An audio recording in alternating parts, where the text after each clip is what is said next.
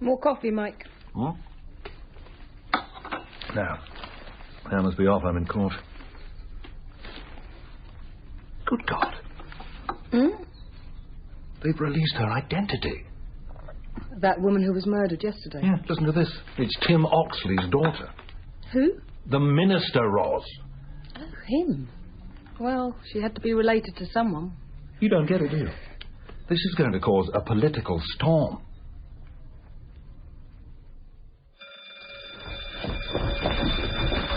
I knew we were in for trouble. It's all right, Governor.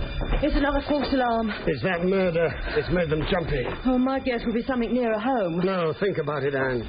This has put murder at the top of the political agenda. You wait and see. There'll be all hell to pay before they finish. A Dangerous Game by Shirley Cooklin, with Susanna Hamilton as Dr. Ros Gale. A Dangerous Game.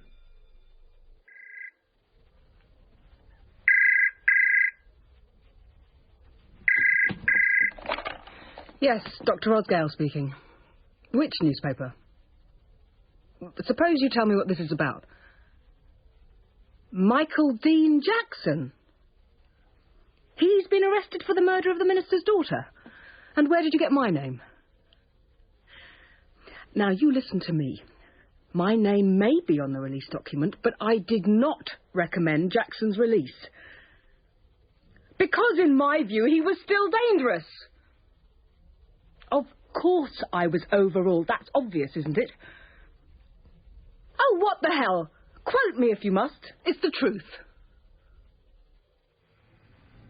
You said what, Ros? Oh, I don't believe I'm hearing this. He had the release document. Don't ask me how he got hold of it. My name was there. How could I deny it? So what happened to no comment? I don't want to be tarred with this particular brush, all right? Oh, you'd rather kiss goodbye to your consultancy? Gully wants me. He as good as said so. Our revered professor is a political animal, and he'll dump you the moment you become an embarrassment. David, a woman is dead. And then there's Mike. What's it got to do with him? Plenty. He's a defence lawyer, a top defence lawyer. The press will soon make the connection between you. It's good copy. Mike and I are professionals. You're also lovers who just healed the breach. Dr. Hines? Who? Yeah, she is, as it happens. I'll see if she'll take the call. It's the BBC. Whatever they want, you won't do it, will you? I don't know. Give me the phone. God, he'll have a nervous breakdown. Anne. Didn't Janet tell you I wanted to see you? Sorry, I've just got off the phone from head office. The Home Secretary's about to make a statement. You'd think we were dealing with a serial killer. I told you, didn't I? We haven't seen the half of it yet. What did you want to see me about? There's a funny atmosphere on the wing, Governor, and I'd like to talk it through with you. There's not drugs coming in again, is it? The place is as clean as a whistle. But I think they're revving up to start again. Well, how? I made it pretty damn clear when I booted Williams out that if any officer got bright ideas about making extra cash, they'd go down for a long time. And not to an open prison, either. But the cons are casting around for someone vulnerable. Well, they won't find anyone. Will they? I'm afraid they've got an officer in their sights. Who? Jim Baker. I can't believe that. Didn't he get married again recently? Pretty little thing. And half his age. Why do men do it? Lonely, I expect. First wife left him, didn't she? Took the kids. Now rumour has it his new missus has gone home to mother. And Jim is drowning his sorrows in drink. Oh, dear. It's a curse, alcohol. Yeah, my dad was an alcoholic. And never kicked it? They don't, do they? Once it gets a hold. I'm a reclaimed alcoholic. You, sir? I've never made a secret of it. Got me booted out of the Navy. Well, well. We've all got pasts, Anne. Must have left you with a few scars, living with an alcoholic father. My mother took the brunt. Are you married, sir? Why do you ask? I just wondered. Sorry, sir, I didn't mean to pry. I am, but things fell apart after our son was killed. Oh, I am sorry. I didn't know. How did it happen? Riding a motorbike. He was 15. My wife still blames me for what happened. That's terrible. You must both be very lonely. Yes. So, what about Jim Baker? Do you want me to call him up and read the riot act? With your permission, sir, I'd like to go and see him at home. They're watching him, but I think that's as far as it's gone. Good idea. And report back to me. Yes, Janet? Who? The BBC? What broadcast? No, we don't know what the Home Secretary's going to say yet. Oh, the producer has seen an advance copy of his statement, has she? You'd better put me through. The Home Secretary's done what? Put a moratorium on parole for 3 years. It's just been announced. You've got to be kidding. I wish. 3 more bloody years with no hope of parole. The thing is, Governor's gone to discuss it on air. Thought you might like to hear the broadcast. That's why I called you up. I can't take this in. So what happens to applications in the pipeline? Last week the Governor said he was expecting an answer on mine any day. Down the Swanee with everyone else's. Oh, 15 years, Anne. I've done 15 years. I know. But this is all down to some lifer who did for a politician's daughter, isn't it? What's it got to do with me? I'll top myself. That's the only answer. Don't be soft. Where's your fighting spirit? You can't fight a brick wall. You can use your brain. Give a lead. Show other cons the way. Way? What way? A way to survive. That psychiatrist who blew her top. It's down to her. It's bloody unfair. Well, stand up and shout about that. It's against natural justice. Natural justice. She's taking part in the broadcast. Is she? Yeah. Come on. Let's hear what she has to say for herself. And round the table we have prison Governor Alan Hunter, leading defence lawyer Michael Glass, and Dr. Ros Gale, a forensic psychiatrist. Governor, if I may come to you first, how did you personally react to today's announcement by the Home Secretary that he's placing a 3-year moratorium on parole for lifers? With disbelief and anger. You don't accept that he was responding to the public's need for reassurance? The public are being manipulated by the press, as usual. Oh, come on, Governor. There's been concern for years about lifers being released to kill again. I think we ought to be careful here. We're in danger of touching on a case which is sub judice. And we're here to discuss the moratorium. You take my staff. Think what they'll have to deal with. If you remove hope from a man, you make him dangerous.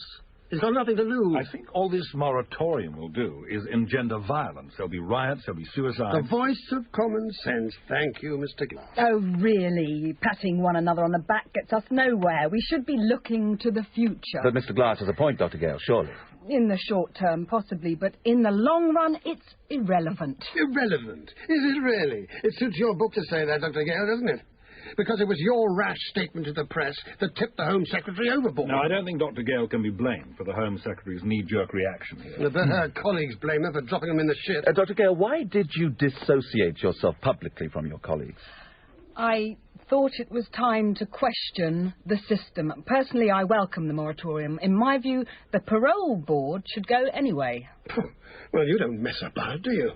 I would like to see a multidisciplinary team set up after the trial to service every convicted murderer. Oh, really? Wait. It's an interesting idea, but who do you think would serve on such a team? A lawyer, a psychiatrist, and probably a probation officer. You know, maybe I'm going deaf or something, but I could have sworn I didn't hear you mention the prison service. You see, we live with these men day in, day out. We're in prison with them. Exactly. You can't be objective. How dare you? I'm sure Dr. Gale didn't intend to imply any lack of professionalism, Governor. Oh, didn't she? And I'm going to say something else you won't like. I think it's time we accepted that some men can never be released. I'd like you to come into my prison and repeat what you've just said to one of my inmates. Yes, I heard the broadcast. Oh, and you... Tell me, Dr. Gale, are you proposing to run for Parliament? No, of course not. Are you not? Professor Gully, all I did in that broadcast was express a personal opinion. But you should not have been there. You work in a hospital. You're a member of a team. And you've no business to take part in such a broadcast without my permission. Normally, of course, I would have asked, but with all the furore... You thought I would turn you down? So you took the law into your own hands. For really, Dr. Gale, I thought better of you. Well, let's talk now about that statement you made to the press. I find it difficult to comprehend how someone of your seniority could say such things to a journalist. I was knocked sideways when he came out with Jackson's name. Why? You knew the man had been released? Professor, when I was outvoted at that case conference, I seriously considered handing in my resignation. You should have come to talk to me. Yes. I'm so sorry. It's a little late for that. But surely people in our profession who deal with dangerous men are entitled to take a view. You did rather more than take a view. I think you should consider very carefully where you go from here. Professor, are you saying that this is the end of my career as a forensic psychiatrist? Dr. Gale, my advice to you is to go away and reflect. Decide where your priorities lie. Or take sick leave.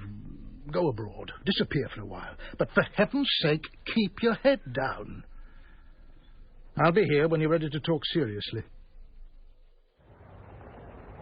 This place will do for a cup of tea. Oh, by the way, Governor, Vic's put down to see you. Good. I was going to call him up. Yes? 2 teas, please.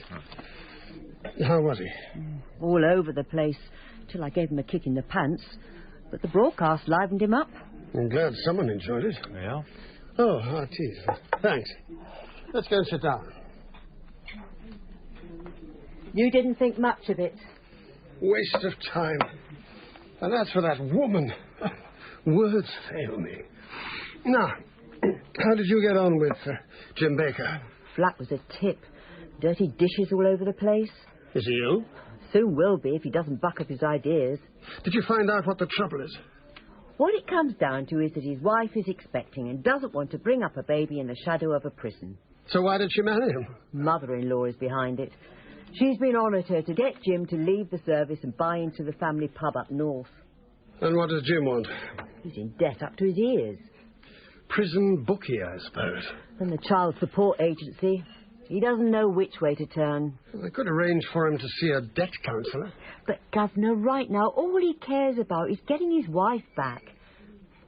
I used role-playing tactics and tried to get him to look at it from the woman's point of view. Then I made him a steaming hot cup of tea and said, "Go on, Jim, ring her now. Tell her you love her, and if she'll only come back, you'll kick the booze for good and all." Well done. Yeah. Only mother-in-law wouldn't put him through. But I'm not giving up. I'll go back tonight when I'm off duty. Attractive woman like you should have better things to do with her evening. Yeah, well... I've embarrassed you. I'm sorry. No. Actually, I'm quite flattered, sir.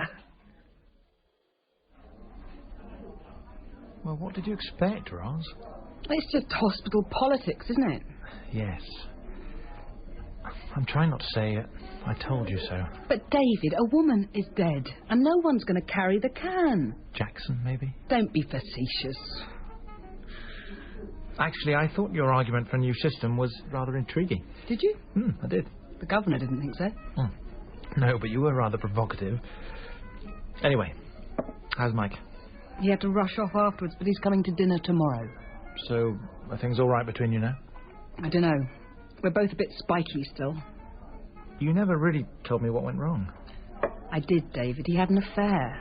Yeah, but why? Why do people have affairs? I don't know. He blames me. I'm glad I'm gay. Actually, this could be a blessing in disguise. We need a holiday. Mike can't just take off. He's head of chambers now. He can do as he likes. Ross, you are incorrigible. So Mike blamed you. But what did he actually say? That I became distant. Did you? Oh, I don't think so. I was having the odd nightmare and he took it personally. Nightmares? Like you had as a child? I was only 5 then, David. I remember you telling me when we were students. What happened after your mother died? Yes. Kath brought me out of it. Look, can we change the subject? No. If you're having the nightmare again, there has to be a reason. It is always the same, is it? Sometimes it gets jumbled up with my mother's funeral. Tell me about that. The funeral. Mud and flowers. That's how I remember it. It's quite a potent image. Yes, it's always very vivid. The mud and the badness were connected to my 5-year-old mind. The badness? That's how I saw it as a child. And the white flowers meant goodness. They were everywhere, hundreds of them, lilies, I suppose they were. He covered the coffin with them, as if he wanted to hide it. That's what I thought then. He wants to hide it so no one will see what's in there. He? My father. So what happens in the nightmare? I am lying on the floor being attacked. Do you mean abused? I don't know. Like an out-of-body experience, because I can see myself lying there. Have you tried talking to your father about it? No, we can't talk. Hardly ever see him. Well, sometime you'll have to deal with this, Roz. No, Governor, thank you, but no. Vic, you must give some thought to how you're going to survive the next 3 years. I know you mean well, Governor, but I didn't want to do the Open University last time you asked, and I don't now. Why? You're an intelligent man. You read widely. Yeah, I read what I like, not what some damn fool tutor tells me to. Anyway, if I want to go to university, I'll do it when I get out. But you're wasting 3 years of your life. Anne seemed to think you were going up in smoke yesterday. That was yesterday. Since then, I've been using my brain. Good. How can I help? There's a couple of questions I'd like to ask. Fire away. My parole application, the paperwork. I want to know what'll happen to it. Go into some dusty file in the prison department. It belongs to me. No, it belongs to the Home Office. Let's look at practicalities. How you are going to spend the next 3 years. If not the Open University, let's look at some of the other options. I can petition the High Court for sight of it. And then what? I'll apply for a judicial review. On what grounds? Natural justice. I am being penalised for events over which I had no control. If you'll take my advice, you'll keep your head down and not make waves. Learn a language, write a book, take up engineering, make rock cakes. Must be something you're interested in. I'm interested in this. I want to show the guys who are turning their faces to the wall that there is something they can do. Must say, Vic, I've never put you down for an altruist before.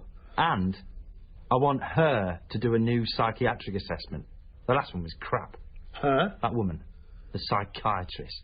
Now I know you flipped. You invited her to come and talk to a lifer, Governor. Well, I'm offering. I'll say one thing, Vic. There's never a dull moment with you. Is that a yes? No, it's not. Talk to your personal officer, to Anne Hammond. She can decide.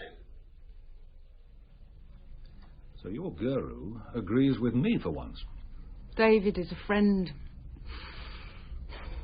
He wants me to go away. Well, David does. No, Gully wants me to take leave of absence. Oh, that's a good sign. Means you're still in with a chance. Really? Well, if he weren't still his blue-eyed girl, he wouldn't bother. Mike, I was thinking, a holiday is just what we need. Ross, We talked about going to Italy together, I'm remember? head of Chambers now. I can't just waltz off. We need time alone. We're alone now. Oh, you know what I mean. Don't rush things. Mike, since you had your affair... Roz, how many more times? It's over.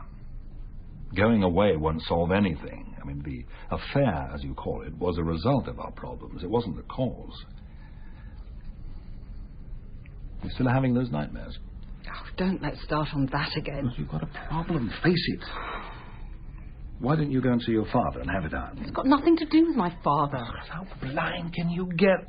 I mean, I began to feel the bloody man was in bed with us. How dare you? I think it's really time we talked about this. You're the lawyer. I'm the psychiatrist, right? Spare me the psychobabble. Physician, heal thyself. Oh, I've had enough of this. I think you better go. Ross, look, it's only because I care about you. Take your hands off me. I can't even touch you now. He's in here with us. Can't you see that? That's it. Get out. No, I'm damned if I will. Come here. Come on. Come on. Sometimes I think this is what you want. It's only when I'm rough with you, isn't it? You only come alive then. Get out. If this is the only way to get close. Don't be disgusting. Ross. Ross.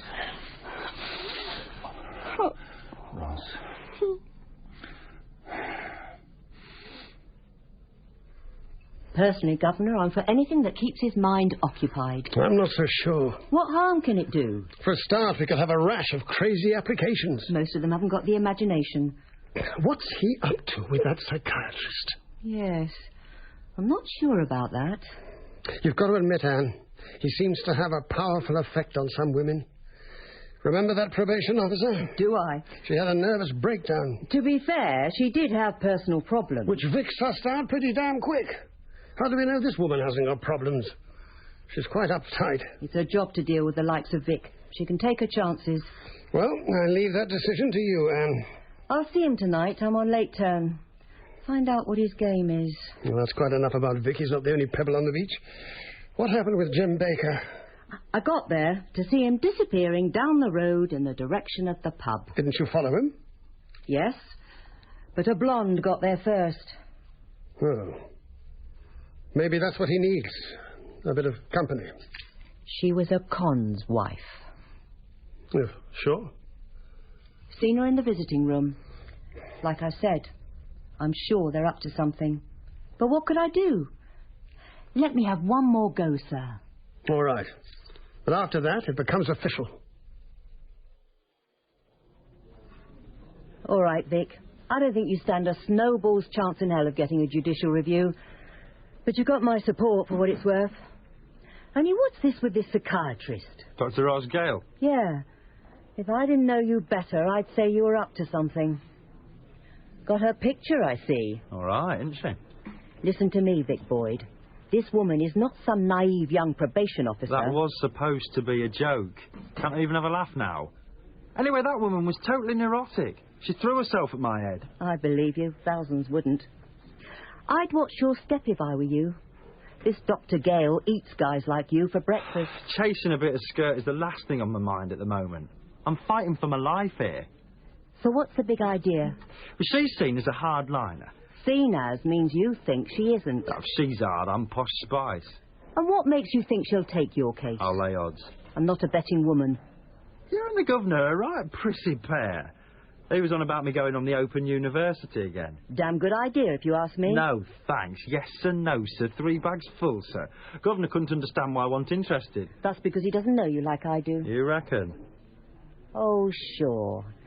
I know that under that hard man exterior, you're afraid.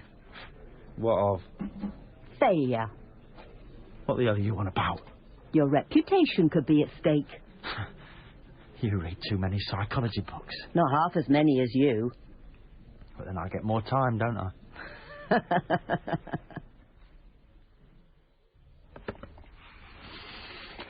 Ross? You awake? Come here. Last night was delicious, wasn't it? My darling one. Come away with me. Do that again. It was rather nice. Please. Ross, you know I can't. My clerk would have a seizure. I must say, though, I could do with a break. You need a break, and I need you with me. Let's go to Italy. Well, I'll sound burning out, but I'm not promising anything. Where are you going? Some of us have to work. Ros.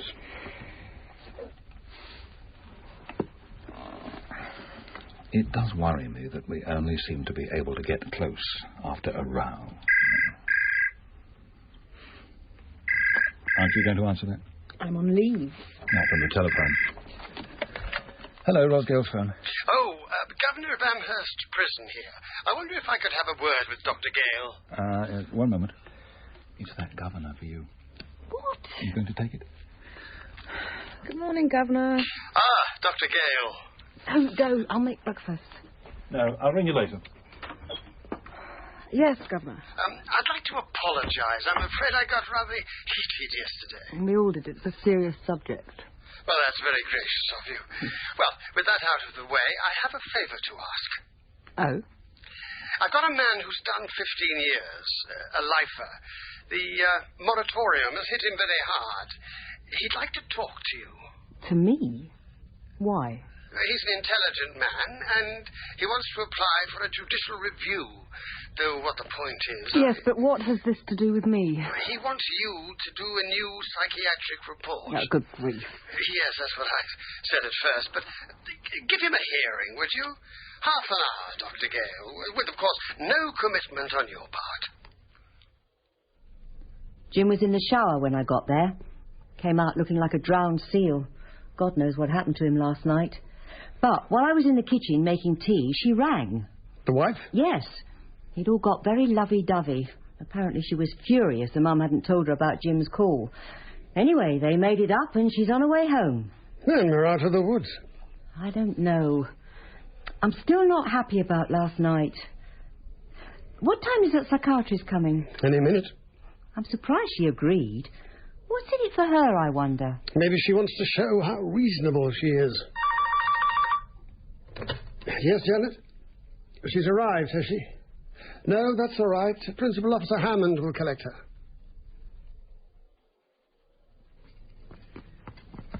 I have to say, Miss Hammond, that I don't anticipate taking the case. I'm officially on leave. I wish I'd known that. I'm Vic's personal officer, and I agreed to your visit on the grounds of keeping his mind occupied. Then we've both been under a misapprehension. Surely a social worker would have been more appropriate in this case. This will be another blow for Vic. I came because I felt I owed it to your governor. It's not the governor I'm worried about. Well, here we are. I've allocated a medical room for the interview. I'm afraid you'll be locked in, but there will be an officer outside, so ring if you're at all uneasy. Vic, this is Dr. Gale. I'll leave you two to get acquainted. Thank you.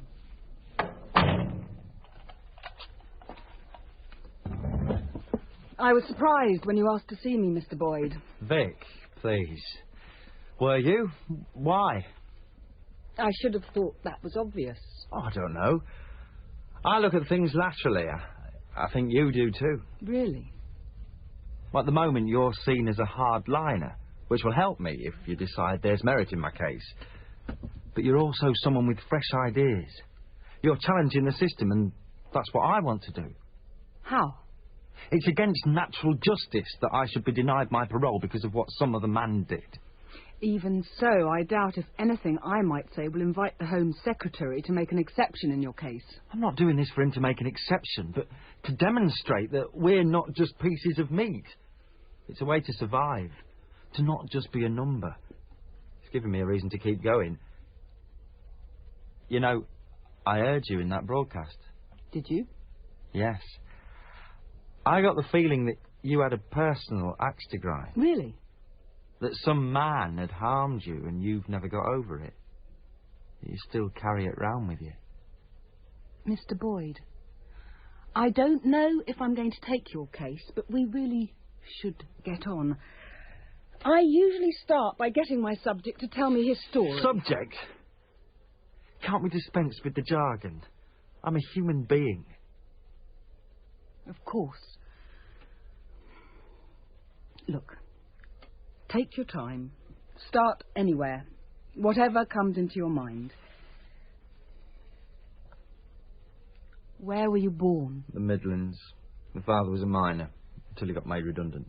Did you get on? It was just a hard fist. What about your mother? She cried a lot. Your father was violent to her? Suppose so. I didn't know any different.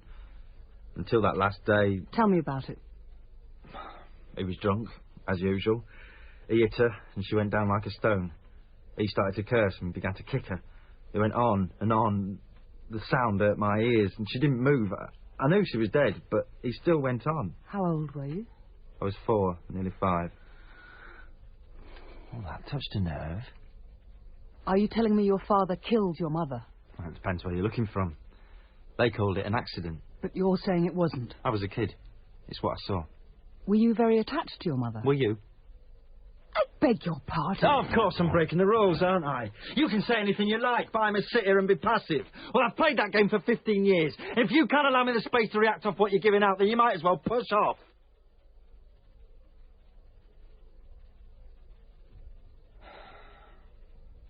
I'm sorry. Look, I'm finding this difficult. You see...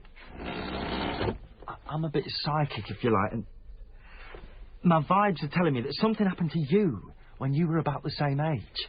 You really must stop trying to make me the subject of the interview, Mr. Boyd. Vic, I'm hearing that you'd prefer me to be less formal. However, if I'm to be able to help you, we must stick to the rules. You're the boss. What happened after your mother died? Social services took the baby away and dumped me in a children's home. And how was that? I had this house mother, Doreen. She was the mother I never had. It was all right for a year or so, till the nightmare started. Nightmare? Say you'll come back. Say you'll take my case. Dr. Gale? Yes. Roz, you're not making sense. I feel terrible after asking you to take time But off. who's saying you must stay and do this man's report? He's in a bad way, Mike. Really? I'm not over the moon myself. I turned Chambers upside down to take this holiday. Bernie's been running around all day switching cases. I even went out and bought the bloody tickets. Oh. Are you coming or are you not? I can't.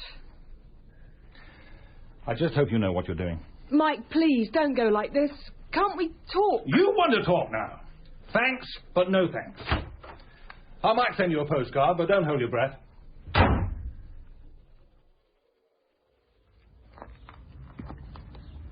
And you just let him walk out? I couldn't stop him. Of course you could, if you'd wanted to. But you're bent on taking this case, and I want to know why. All right. There's an uncanny similarity between the trauma this man suffered and what happened to me as a child. Oh, that settles it. You should drop the case now. And please listen to me, David. I need to tell you this. There's no one else I can talk to. Roz, this is dangerous. No, please. Hear me out. As children, we each had a similar experience, as a result of which he committed a murder and I ended up emotionally crippled. Roz, this is a breakthrough. You're admitting it. Yes, this has opened my eyes. Right.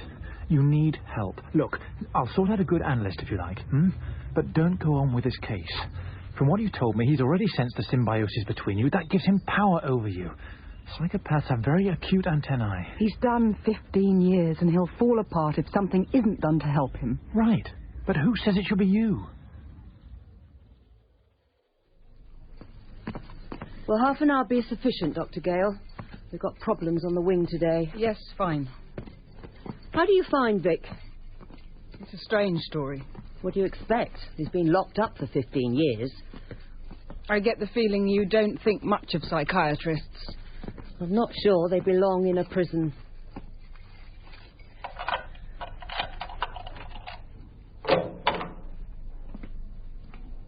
Hello, Vic. I was afraid you weren't coming. Half an hour, Dr. Gale. Let's pick up where we left off. You were happy in the children's home and you had a good relationship with your house mother, and then... He moved in. Are we talking about a new house father? Frank, yes. A bully with a big, fat, sweaty face and a voice you could hear at the bottom of the garden. You were afraid of him. We all were. But the worst thing was Doreen. He had a thing about her from straight off. Was it mutual? No, she was flattered at first. But he started controlling her. Watched her every move. And she became frightened of him. How did this affect you? He got the idea she favoured me and started knocking me around when she wasn't there. Did you tell her? He said he'd kill me if I did. One day she went out to see an old friend, I think. That got to him. He started hitting me. He was right out of it, sweat pouring down his face. And when Doreen came back? Well, he didn't need to be a brain surgeon to see what had happened. That night they had a row. You could hear it all over the house. Then an ambulance drew up. We watched through the curtains. They took her away. I never saw her again. I think you're telling me that history repeated itself, that a violent father attacked the woman you thought of as your mother. Is that what you think? What I think doesn't matter, but I have a question. Did all this come out at the trial? No. Why not? Because I pleaded not guilty. I see. That's a pity. You see, I believe you may have read things into the situation that were not there. She never came back. That doesn't mean he killed her. She never came back. I never saw her again. Vic, are you telling me this Frank was the man you killed? I killed a father. No, you didn't. You killed Frank, didn't you? Whatever. No, I want you to say it. If that's what happened, say it. I killed Frank. All right. I killed the bastard when I was 19. Oh, Governor, I've caught you. I'm in a hurry, Anne. Can it wait until tomorrow? Oh, not really. Well, walk with me to the gate. What's up? It's Jim. Last night we were both on late turn. Around 11 I was making tea when he came in. I saw straight off he was in a bit of a state. We sat down to have a cuppa together, and to make conversation I asked how his wife was. Then I saw his hands were shaking. He was slopping tea everywhere. So I said, "What's up, Jim?" We can't let this go on, Anne. There's more, Governor. All of a sudden, he pulled himself together and said, "Can I ask you something, Anne?" So, of course, I said, "Fire away." He wanted to know if I'd ever done a favour for a con. They've got their claws into him. I tried to play it cool, said, "Depends what you mean, Jim. I'd dish out the odd smoke if a guy had bad news from home." Then I asked him straight out, "Are you in trouble, Jim? Because if you are, there's only one thing to do, and that's go straight to the governor and make a clean breast of it." He mumbled something about, "All right, I'll see him tomorrow." Not been near? Sir, I've just found out he called in sick. Should I go over there? Let's give him another day or two. All right, sir. What's happening with Vic and that psychiatrist? She's been in the prison every day this week.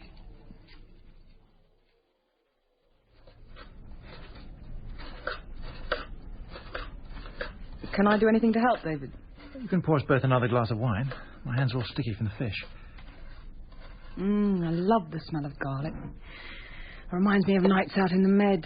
Which is where you'd be now if you hadn't been so bloody stubborn. I know, don't go on about it. What's this dish called? Bouillied. I thought you weren't supposed to be able to make these exotic fish dishes in England. Ah, only if you've got a fishmonger like mine.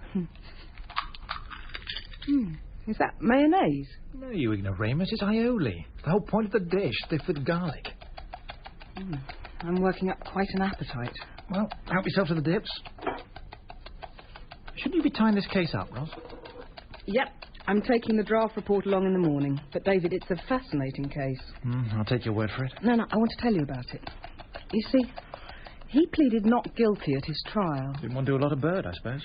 But it meant that no mitigating circumstances could be brought into play, and there were plenty. He must have had bad advice. He wouldn't listen. Oh, sounds like someone else I know. Anyway, afterwards, he was so fixated on the idea that symbolically he had killed the cruel, drunken father who'd beaten his mother to death. Oh, sounds a charming family. You do move in interesting circles, Ros. Shut up, this is interesting. So, you see, he could never accept the fact that he had, in reality, killed this man, Frank. Hence, no remorse. I suppose you have checked his story with the children's home. What do you take me for, of course? Most of the staff have moved on or died, but one woman was very helpful. She remembers Vic quite well, describes him as a gangly little boy with big dark eyes. Ros, let's be serious for a moment. How do you know he's not conning you? Psychopaths do, you know, it's their stock in trade. But I don't think he is a psychopath. He exhibits all the classic symptoms. Look at the way he studied you in that broadcast. Told you things about yourself. Pure guesswork, but it was an attempt to establish power over you. And if that's not a psychopath, then I'm Mickey Mouse. He's been tabbed as one. But that was because he couldn't accept that he'd killed someone. And now, with your help, he's seen the light. Is that it? He would say that he's grown up. Anyway, in my view, it means that he's no longer a danger to the public. And so you're going to recommend release? That's purely academic. He wants to prove a point. It's giving him something to live for. I'd watch your step, Ros. Meaning what? Well, suppose for a moment that I'm right and you're wrong, He may be entertaining unrealistic hopes of freedom. When it's denied, he could turn on you, blame you for everything. Well, even if you're right, and I don't think you are, what could he do? Well, that's something that neither of us can second-guess. I'm just saying, watch your step. Yeah, but when will I see you again? In court. Not here, first. Vic, Read my report. Read it carefully. Take your time and make a mark in the margin if there's anything you're not happy about. Of course, I'll come back if you've got any major worries. Yes, but this can't be the end. My work is done. There's no reason. No reason. Oh. What's going on? Sorry to interrupt, Dr. Gale, but there's a phone call for you. Could you possibly take a message? We haven't quite finished. Sounded urgent. Someone from your parents' home. Well, can I take it in here in that case? I'll get it switched through. I'm sorry about this, Vic. Mrs. Garstairs. Yes, I can hear you're upset. What's happened? I don't understand. My father had a heart attack. When? What did you say? Not my father. Kath. And she's dead.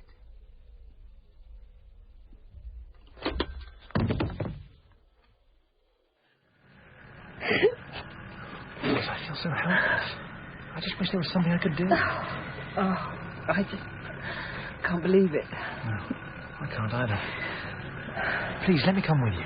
I won't go to the funeral, unless you want me to, that is, but I don't think you should travel on your own. You're in shock. No, I'll be all right, David. I'm just having a job taking it in. I know what she meant to you. It isn't worth thinking about. No, it's unimaginable. I thought at first the housekeeper was telling me that it was my father who'd had a heart attack. And she said it was Kath. My brain did a somersault. What a way to hear. Locked in a cell with a psychopath. What did he do? He didn't do anything. I can't believe that. He must have done something, even if it's only to press the panic button. No, I did that when I came round. So what did he do? Oh, he was upset. He was upset? David, leave it, please. Why are you protecting him, Roz?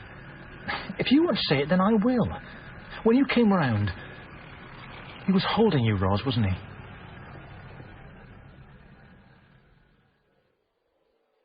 Forasmuch as it hath pleased Almighty God of his great mercy to take unto himself the soul of our dear sister here departed, we therefore commit her body to the ground, earth to earth, ashes to ashes, dust to dust, in sure and certain hope of the resurrection to eternal life. Roz. For our Lord Jesus Christ.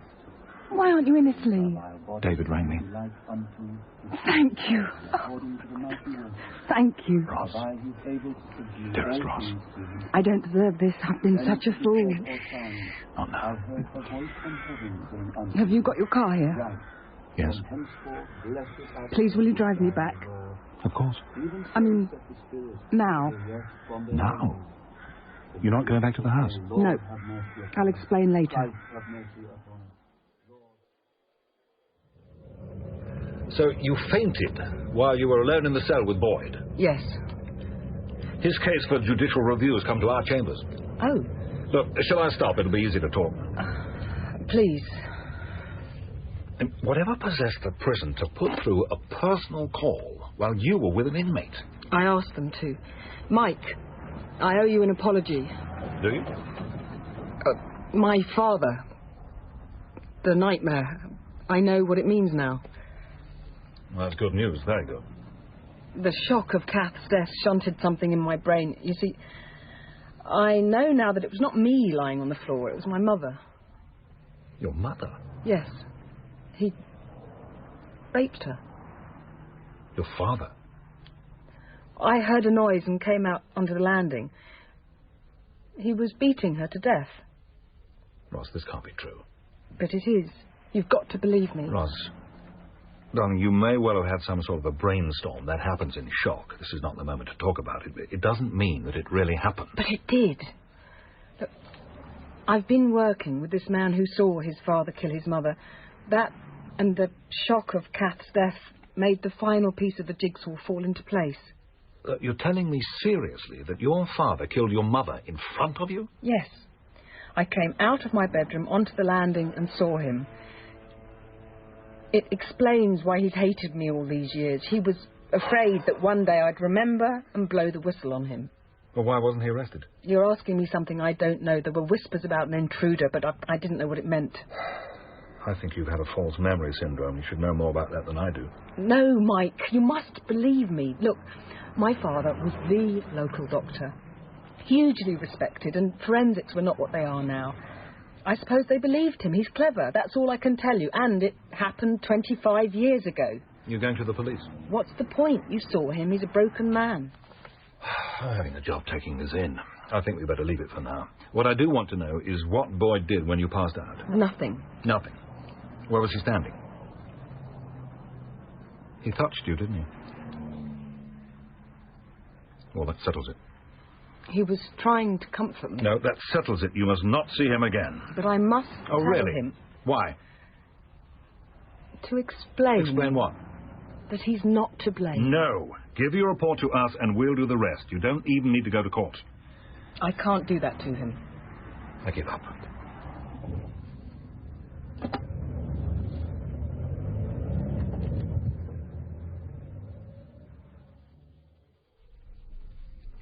Governor, Jim hasn't turned up for his shift. I suppose that was predictable. I keep thinking I should have let you talk to him officially in the first place. It seemed a good idea at the time. Maybe he is genuinely under the weather. But after what he said the other night... Still, don't let's jump to conclusions. Ring him. Once I've seen Vic. What's his problem? That psychiatrist wants to see him. She's at the gate now. Does he want to see her? That's what I need to find out. Then I'll get on to Jim. I said I wouldn't be coming again. I know you would. You've had a chance to read through the report. To hell with the report. What about us? You're not going to say nothing happened, are you?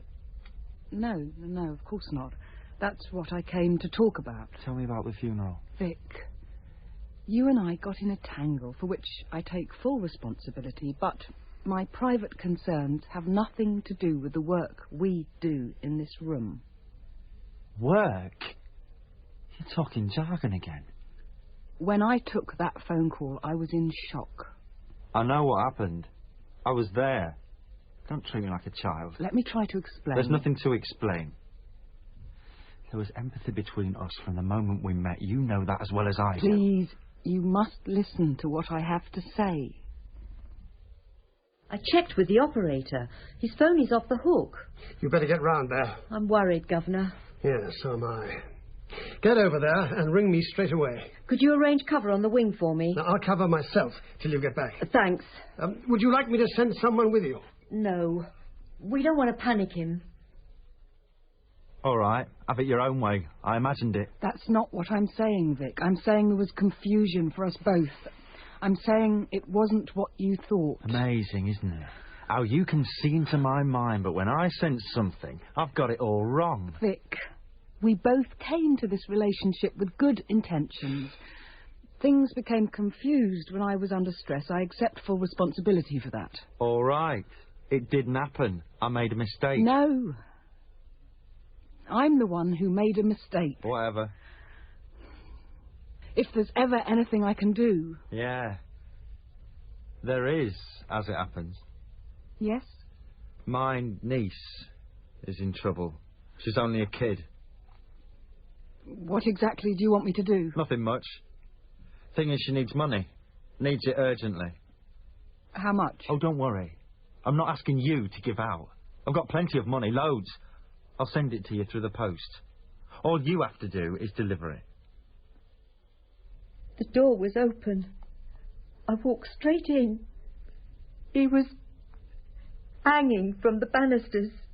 I should never have let you go on your own. His face. I'll never forget it. I'll get Janet to make you some tea. No.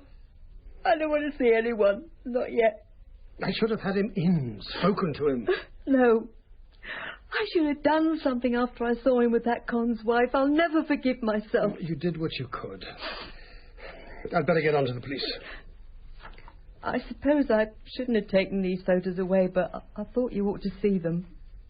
Disgusting, aren't they? Make it pretty clear why he took his own life. Don't worry, Anne, I needed to see them. I'll square it with the police. There was a note, too, you said. I didn't touch it. It was just an address. Ros, about this favour that your pet psychopath has asked you to do. It's all right. I've checked with the probation officer. They are allowed to send money out. Yes, but it's bizarre, him sending money to you. There's some hidden agenda here, Ros. David, I don't care. I want to do this, and then it's over. But look at this logically for a moment. There can be no earthly reason why I can't send this money direct to the girl, if she needs it so badly. He says she wouldn't take it from him. No, that's cobblers. He's trying to involve you in something, and I don't like it.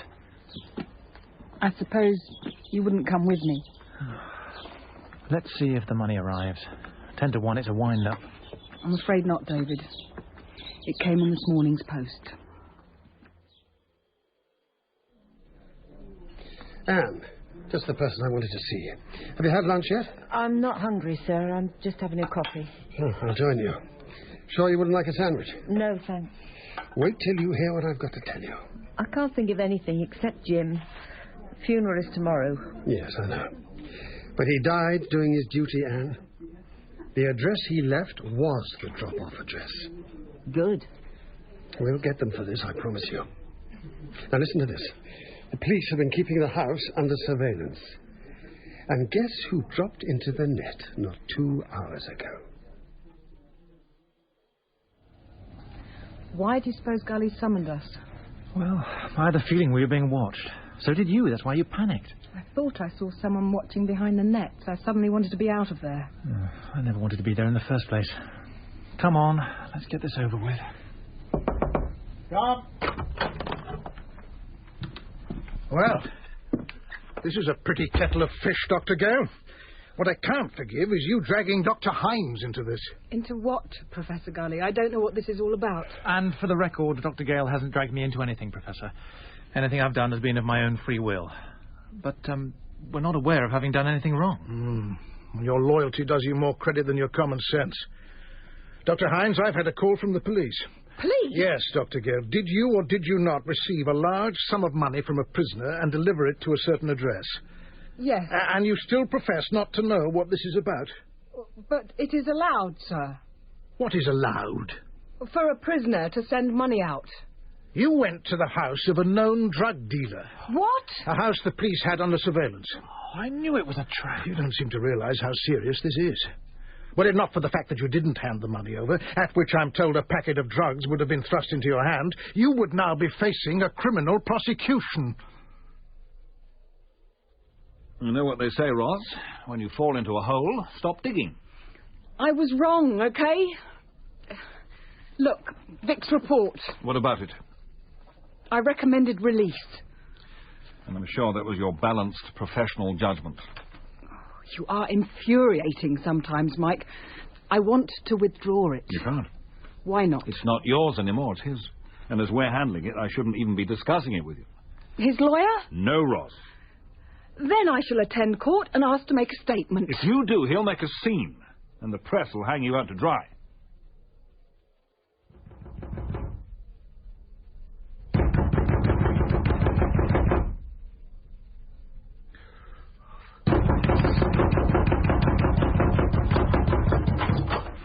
Mike, it's 5 o'clock in the morning. What are you doing here? I've got to get hold of Roz. It's urgent. Do you know where she is? She went to stay with a friend in Fleet Street last night so she could get to court early. Oh, damn. Well, what's it about? There's been a tip-off. The press will be there in force. The maddening thing is her report won't be needed after all. Really? Why? Because I'm going to ask for the case to be adjourned. His counsel's been taken ill. I'm going to court to apologise. Though from what I've seen, I don't think it's viable anyway. Sorry, Mike. I'm not following. I'm still half asleep. Don't worry about it. I've got to fly. But due to the fact that counsel was taken ill in the early hours, it's my unfortunate duty to appear before your lordship to ask that the case be adjourned. I see. Well, since you are here, Mr. Glass, why cannot you plead the case? My lord, I took instructions only this morning. I'm not satisfied. This is not that complex a case. I'll give you 2 hours to read the papers. I do most humbly beg your lordship's pardon, but I'm professionally embarrassed. Yeah, too right, he's embarrassed. It's a put-up job between him and that Dr. Gale over there. Be quiet, or I shall have you sent down. She's been banned. You asked the governor. We had sex in the prison. Take him down. They're in it together. He's doing this to save her neck. Get off me. He's doing this to save her neck. I order that this case be adjourned. Just don't say I told you so, that's all. Wouldn't dream of it. Actually, I was going to ask you out to lunch. No thanks. Come on. I think I'll just find a quiet corner and weep into my gin. This isn't like you. It's not every day you get hung out to dry by the world's media. Oh, I don't know. Say nothing of facing the end of your career. Or the beginning of a new one. Who'd have me? Well, you'll be surprised. I've heard stirrings. Stirring? Oh, yes. The High Court's a hotbed of gossip. It's being said you're about to have to join an all-party committee to look into updating the criminal justice system. You're not serious? Scout's honour. You see, you come up with the first fresh idea in years. Well...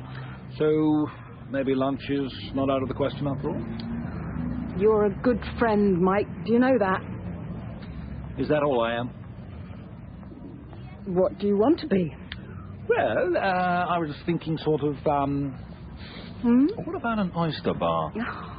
An oyster bar? Is that what you've got in mind? No, heaven forbid. And afterwards? Well... Or possibly during? Your place or mine? Taxi!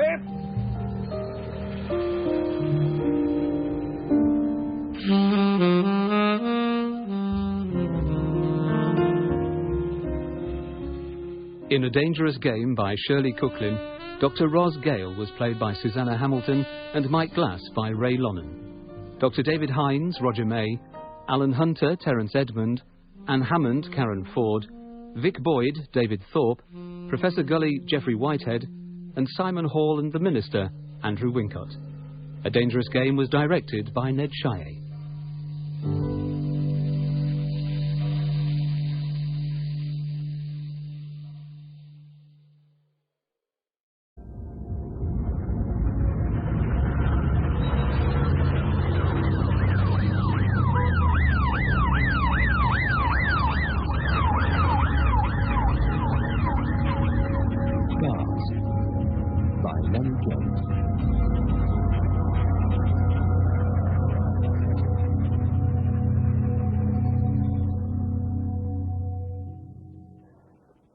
The Loughborough Park estate had its bins round the back, against the wall where windows couldn't see.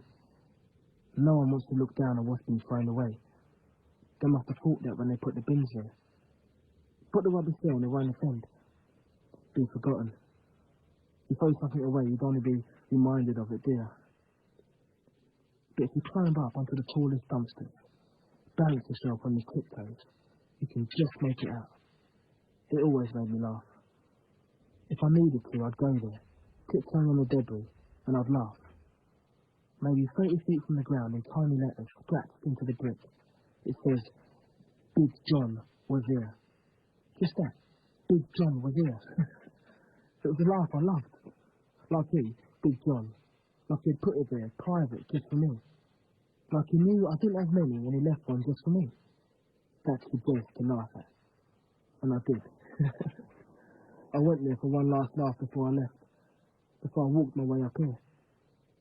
I walked a long way away from Big City. Before someone found me and told me to lay me down and sleep in the back room of this house I don't know. It's warm though. This back room. Haven't been warm for a long while now. I can close my eyes here. I don't mind. I don't even mind dreaming of Rena. Not when it's warm. I need a night out, boy. To bed. I'll just be at the corner on the phone. Can't do this. Just me and you, day in, flipping out. You'll be alright. I'm just at the phone. If anything, I'm not too far to come and get me. I need someone to look at me like this tender for a bloody minute or two. Something without you. George, I'll just take me face down there for a sec. One good, maybe two. ain't doing wrong for what matter, am I? Am I, Jez? Jez? Jez? Oi! Jez! Jez! Jez, wakey wakey, morning has broken, time to wake up, pal. Eh? Good morning, sleep well? It is Jez, isn't it, eh? Short for Jessup or what? Maybe Jeremiah, isn't it? Probably not short for nothing. I'm Mally, my mother's son, that's short for Malcolm, but Mally is preferred. That was her last night, my mum, they got you in here, kicking and screaming by all accounts. It's a work day for her, so I've got my orders. You hungry? Yes, no, what? Is English the second language or what? Is the accent throwing you, what? Look at me. I'm going to put something on the table, and I hope you've got sense enough to know it's food, yeah? I was on it last night, and you were already making Z's on the patchwork fold down when I got in. Tell you what, I've got an head like you won't believe. I've got a tongue like a donkey's armpit. Only remedy coffee, strong, deep, black, and 3 sugars. You want? You nearly did, didn't you? You nearly parted your flappers and told us which way you wanted it. You nearly did, didn't you? What, a coffee? How'd you take it? Sugar or milk? Do you know what, pal? I'll leave the mixer on the side, and if you feel like you can help yourself, can't you? I don't read faces.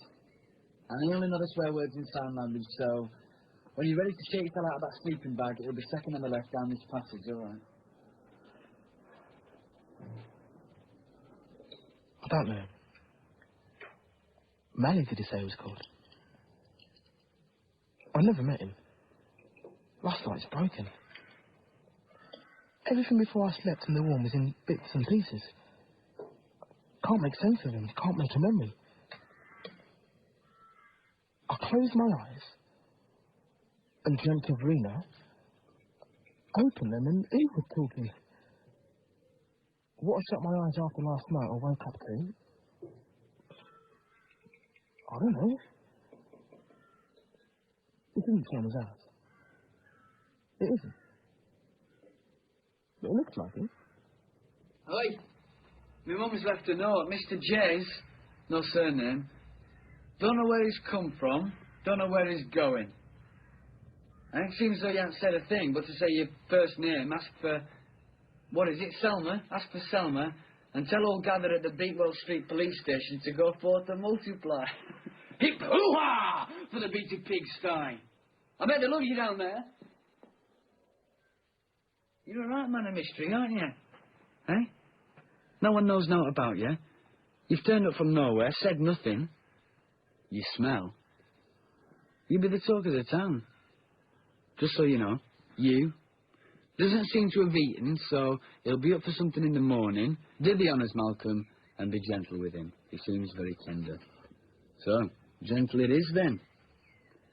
Would you like some breakfast? Whatever you fancy, just ask and it shall be given.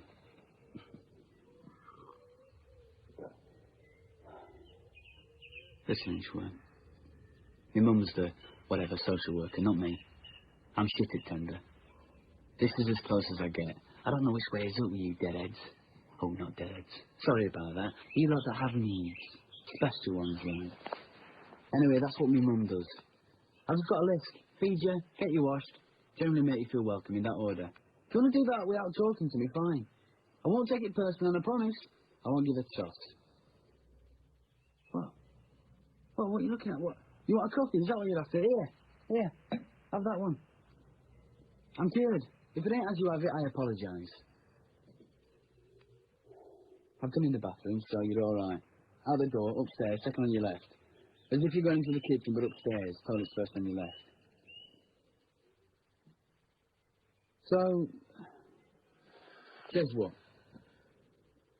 No, I didn't expect you to tell me. I was just going down the list. She's put a PS at the bottom for me to see what I could find out, but if my mum can't get it out of you, who am I?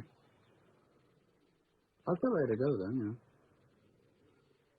If she can't help you if she doesn't know who you are, can she? She don't like secrets, see, my mum. And none of them round here like secrets. So whatever.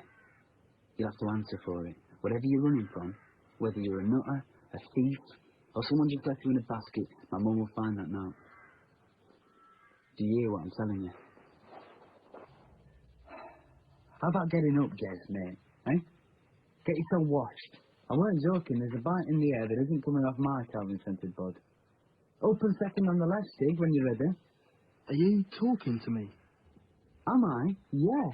You see me sitting here, Do I what? making fun out of me. Looking for a way in, more like. Don't you? All right. Thank you. I want to laugh too. I didn't mean no by it. You did. It's all right, because now you know better. Oh, come on, mate. I've been stood here talking to myself for the last who knows how long. That is something for amusement. I wasn't sure you were talking to me.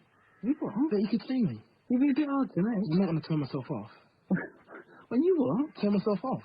Or stop people from seeing me. It's not easy to do. I didn't know I could do it until I was doing it. Till they stopped seeing me. I think it's got something to do with your breathing. It has to be shallow and you've got to be really still. To be honest, I can't control when it will come on. Just some days nobody can see me. Wentworth this morning was one of them. Oh, shit. What have you come as? The Tangerine Man. The who? Tell me when I go off, see if I can do it for you. I'm sorry, laughing, but if this isn't a joke, I'm sorry. Do not stop to get my breathing down. Look, no, you don't have to. You are, yeah.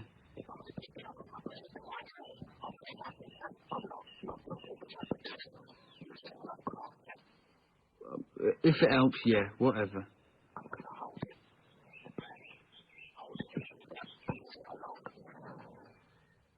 Oh, dear mother, where did we find this one?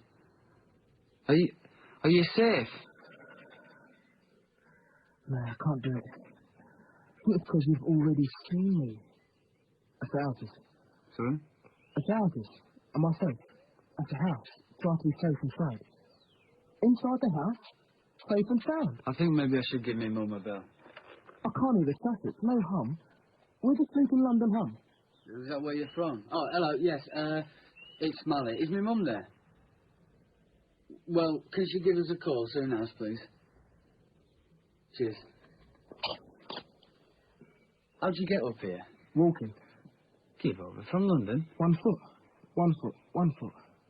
How long were you at it? I don't know, wasn't counting. It kept getting dark and I couldn't see my watch.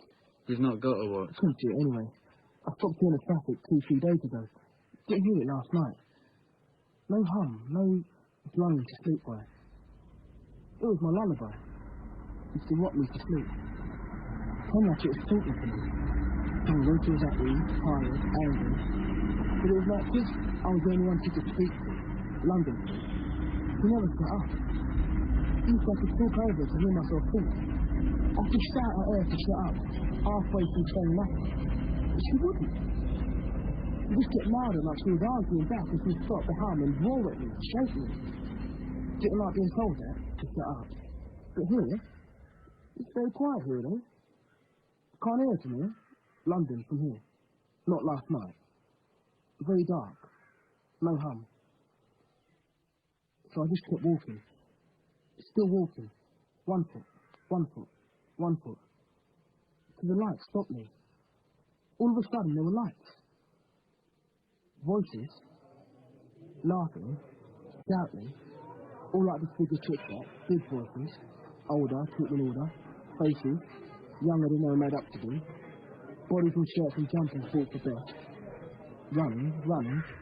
Running around table tennis tables, setting ping pong, ping. Missed it. 1916, yourself. Throwing arrows, fud, into double top. Out for a night at the youth club. It's still having up here. All of a sudden, silence. Someone shuffles. It's me. I just come to the door. My feet are crying. I don't know if I am. If that is what has caused them to stop silent. Some part of me crying. Someone's talking at last. Warm voice. Wanted to wrap up in it. She said, She said, I looked like I wanted to be found. The warm voice said. Then she leads me away. The club lets me go on a whisper, whisper, whisper. That was your mum. What was? Her, taking the lead. Warming me. She's the right one. Works for the likes of you all day, then she's out playing with you lot twice a week down at Gritton Hall. Nice lady. My mum? Nice enough. Considerate. Yeah? Concerned, genuinely, small C. Suppose. Conscious, kind of socially. I'm not like that, like you're saying it. Giving, small G. Friendly, small F. And kind-hearted, big K, big H. Yeah? Not exactly, no. She'll say crap when crap is served, and she spells bollocks with a capital B. It's a favourite of hers. Good. And why?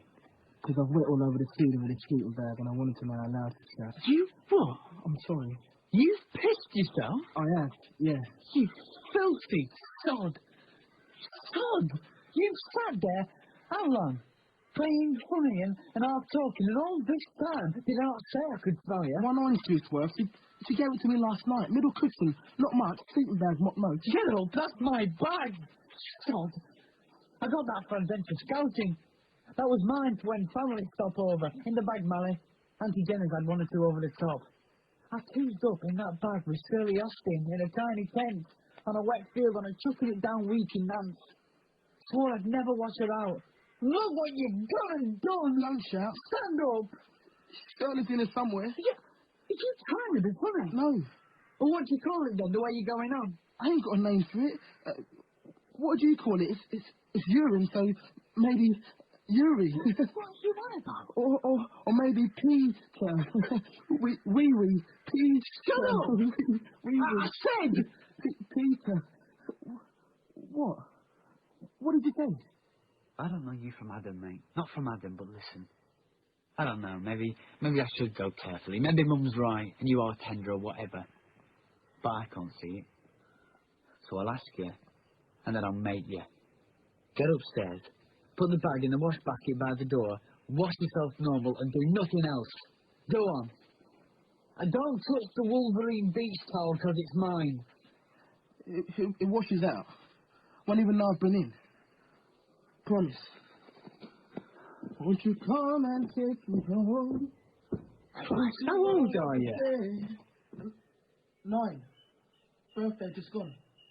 How about you? Won't you come and take me home? I've been too long at the stage. But I just can't stand it anymore. Jesus Christ, open down. Selma Ann Nixon and Jez Aaron Martin on a slow walk to ice cream, duck feeders and hopscotch, away from anywhere. She is happy for him. If Jez Aaron had to draw happy, it would have Selma's blue-green eyes and her lipstick lips. I just can't stand it anymore. How you doing? Fine. Muffin, you remember how it were when you first came to me? Hey, what's green and lives in heaven? I don't know. Tell me. Gob. That's funny. You make that up. No, did you laugh? I did. How funny. Funnier than a tickle.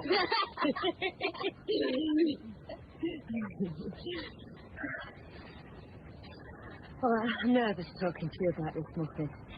My stomach's got itself into a fist. Why? Well, like it were when you arrived. You remember then? Social worker's car pulled up to the path and your stomach clenched. Carol. Oh, very blonde, wasn't she, Carol? Had me squinting all the time I was talking to her. Well, her too. Never seen blonde like that wasn't out of a bottle, but that was just how it grew from her. She smelled like Chinese takeaway. That's right, she did. Like the morning after. Leftovers. Saw you getting out of her car. Clothes bags hanging off you. Looking out the way to the world. You remember that? Oh, we were alone so quickly. That Carol couldn't drop you off quick enough. Downed her coffee, patted your head, shook my hand, wished me luck, closed the door, and wham. You and me, silent. You looked at me like you hadn't smiled in a lifetime. I was sure my lippy might be too much for you. I thought about wiping it off, but I don't have much of a mouth without my rouge. just a hole under my nose, and I was sure that'd frighten you off before I had any hold on you. I'm not wanting to be your mother, I said that. You don't have to call me Mum. Mummy's in London. That's right, you said that. Oh, you were doing so much better than me. I nearly picked up the phone more than once, called and said, come and get him, I can't make anything better for him. But something pulled me up straight. Could have been you. Told me it wasn't about me. Was it you? Call me Selma. I was just making myself say something. Anything. Selma? Yes, Muffin. Who's Gob? Can I... It's not Gob. I think it's about God, but being green. Can I tell you about him to sleep a time story? I just need to tell you how I'm feeling. What's going on with me? I want to talk to you about something. We'll talk about Gob, about God. Listen, little big man. This is hard to me, but I want to know how you feel about... Remember we said how we always talk to each other? I tell you and you'll tell me. Just that. Whatever it is. You just tell me what you're feeling, and I'll tell you. We agreed that, didn't we? Yeah. Muffin, I don't know if I'm right for you. Oh, I don't know. To this day. Oh, but you're not so weighed down. So... Des, you're in me. Deep in me. Do you know what that means? Like you were my own, and I don't think I can get you out. I don't think...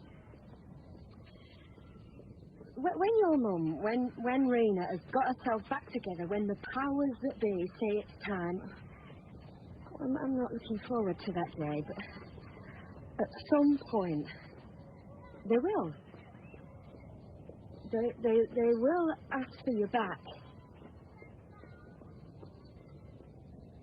Are you happy here, Muffin? You are happy. I am, yes. Am I? Yes. When they come to get you, I think maybe... Is it okay if I put up a bit of a fight? Is it all right with you if I don't let you go easily? Just so you know, you can stay with me as long as you like, whenever you want. Am I making any sense, what I'm saying to you? Do you understand what I'm saying? Selma? Yes. Is God green? If you want him to be. I don't see why not. Yes? Yes. And it's okay. Jesus Christ, we're pinned down. Get you in up to heaven. I've been downtown such a long, long time. I never make it home by 7. Won't you come and take me home? Squeaky clean, are we? There's a piston gun. Out back. I put it out to air. You got a good return of that orange juice, it's well coated. I'll clean it. No point. I'll clean it, no trouble. That fold down's all patchwork anyway. Our proper one's out in front. In the parlour, as my mum calls it. The fold down's just for the likes of you. Can't even remember what it looked like new. The likes of me?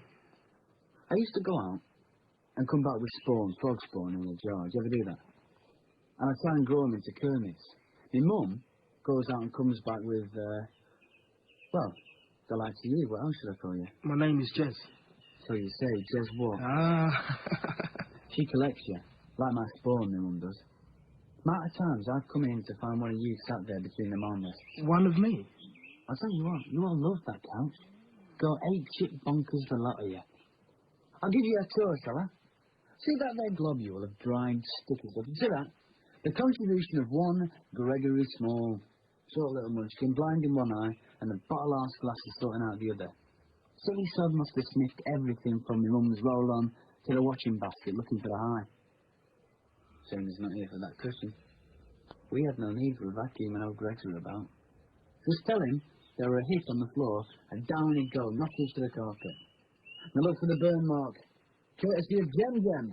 It's over here somewhere. Here. Poor Jem Jem. She was another one, turned up from nowhere. Mum had found her robbing clothes off a line to dress herself. Couldn't have been more than 11. Mouth like a fishwife, and she smoked herself stunted. She sat here dragging away through a packet of consulate menthols. My mum comes in. Old Jemmy tries to stick the dog end out. Stupid. It would have worked, but for the smoke coming out of her ears. Oh, you love to leave your mark. I reckon my mum only keeps the couch because it's like a reminder of use. I should take photos and give the couch a break. What will you say about me? Your little reminder will probably be burnt, old cock. If we can't wash you out, what with the stench, I'll put a match to it. I should leave something behind. Else, what will you say about me? Let's not bother, eh? Why don't you just get off, and I'll have no need. What do? Do you work or something? Just jump on the 88 into town, mate. Onto the Derby Road. You don't, do you? You don't work. That's why you're always in to look after your mum's spawn. But you don't know what you want to do you? But you don't know what you can do. Well, in study, though, don't you? There's a certificate on the way up to the bathroom. Your mum's proud of that, aren't you? Proud? You're not, though, are you? It says it's a degree. The certificate does. Why don't you just piss off? I can't. Your mum says not to. She has to stay until she got back. I'll say you snuck out the window from the bog, taking off the couch with you. She'll never know. Do you deliberately do nothing with it? The degree? Oh, get off the 88, just past the Quick Fit Euro, head for the Corporation bus depot. Is that your choice? What's that like? How do you come to that? With everything you've got, you choose to do nothing with it. Oh, you know me now, do you? Is it a choice for you? Is it? Doing nothing with yourself. Hiding out behind your mum. Get out of my house. My name is Jez Martin. Is it? Get yourself gone. Jez Aaron Martin, I used to be. Aaron from Elvis. It was his twin that died name, and his middle one. Elvis Aaron Presley. Jez Aaron Martin. I used to live round him. Where? 21. 22 in a couple of months. Only I am. Still. Have you ever seen someone and thought, looked at them and out of the corner of your eye you catch them and go, I don't care how old you think you are, you didn't get past 6 or whatever, have you? Not that they're immature or nothing, it's just that they always carry around the face of the child they were. That was when they settled into themselves. At 6 or 7 or 9. Sometimes you catch them older. Some of them carry around old faces. You see a kid and it'll be like they're 40 or 30, older, you know? What are you on about? Well, that's why I'm 9. When you asked me how old I was, that's when I got settled. Where do you live? Here. No, you don't, you know. No, you don't. No brothers, no sisters, no fixed abode, no next of kin. So I live where I am. Not here, you don't. Then wherever. Why did you come up here? My mum comes from Welland Garden City. You've overshot yourself by a long chalk if you're heading there, pal. She jumped a train to London. Too young for it, really. But she was running away. You're never old enough for that, either. She ran away with me. I wasn't here yet, but she knew I was coming, so she ran. Stopped running on Cold Harbour Lane. She knows no one, knows nowhere to go. Throws herself at everyone, sealed stick. No one did. Not till I was there. Called me Jez Aaron. Hated her dad, but thought he'd be happy to know she'd remembered Elvis in my name. Me and Rena. That's all there was. All there ever was gonna be, it seemed like. Me and her. I grew up to look out for her. She raised me to protect her from where she'd find herself. Pushed out to answer the door. Your mum ain't home. There's no one here called that, or she's having to lie down at the moment. Can you come back? Rent man, welfare, nose holes, catalogue people, Uncle Griff, Uncle Alan, Uncle what's his name? All have to get past me. Till she'd had enough peace. Till she was old enough. Till she could do without me for herself. Why are you telling me all this? I thought you were a secret. You should know me. I don't want to know you. I'm still here, though. In case I don't find Selma. In case I turn off before I find her. Don't start that again. Where's Selma? Do you know? Where is she? Who's she, your mum? I don't know. I settled with her. I was a muffin man. We'd run up the Mission Road to the park. Her arm would hold me tight as I'd lean out for the swans down Beacon Stream. Blue, green and lipstick lips. Selma! Selma! No, she's not here. Selma! She's not here! I think if she were, she'd have answered you by now, don't you? I nearly went then. Lost my breath. If I don't hold on to it, I'll... Anyway. Do you know Selma Ann Lipsy? She live on the Mission Road. Number 34. Well, she don't live there now. Don't you? You can see number 34 out of our back window. Their garden backs onto ours onto the left. The Whitcombs have been there for the last 10 years at least. She didn't have a mouth about her, Lippy. Okay, I can't keep up with you. What are you saying? Pick a number. You what? A number. Pick an age, a time. Any number, come on. Oh, let's give it a break, eh? They've got Crossroads back on, have you seen? Any number between, say, 5 and 20. Why? The number, what? What is it? I don't know. 15 or whatever. Thank you. Okay, right. Here's the game. You pick a number, an age, you've done that, and I'll tell you who I was at that age. What was happening? See the game? No, you're all right. Well, don't worry, you'll get a go. I don't think so. I'll just sit about doing what I did yesterday if it's all the same. Save the game for me mum. Save it for her, she'll love it. Do you remember your class register? Mine, Barrett, Bridgewater, Butler, Caddy, Connolly, Cordia, Dow, Dowd, Delani, De Palma, Garner, Goofer, James, Jarvis, Jardiawala. Next name's gone, can't remember, but you can carry on though. Medlicott, McGorry, Reed, Rory, and all the way through to Ward, Rilla Sacra, and Williams. The Jack was me. That's right. Martin, James Martini Beanie. I'm going to put the kettle on. I remember home time. A train of black blazers and grey flannels set through. Adidas sports bag drove me back. All day I dream about sex. Adidas. Sucking on a jubbly. Do you remember jubblies? Do you remember them? The Pyramid Ice popped in, yeah. Strawberry Fizz was the best. Waiting on the curb for the green man to give the go-ahead. Look right, look left, look right again. Down beyond the dinky cars and a number 249 bus comes a big McDonald's juggernaut. Steaming along full of burgers and have a nice day. Green man says to walk, bustle, bustle, bustle. Max charge to the other side. I haven't moved.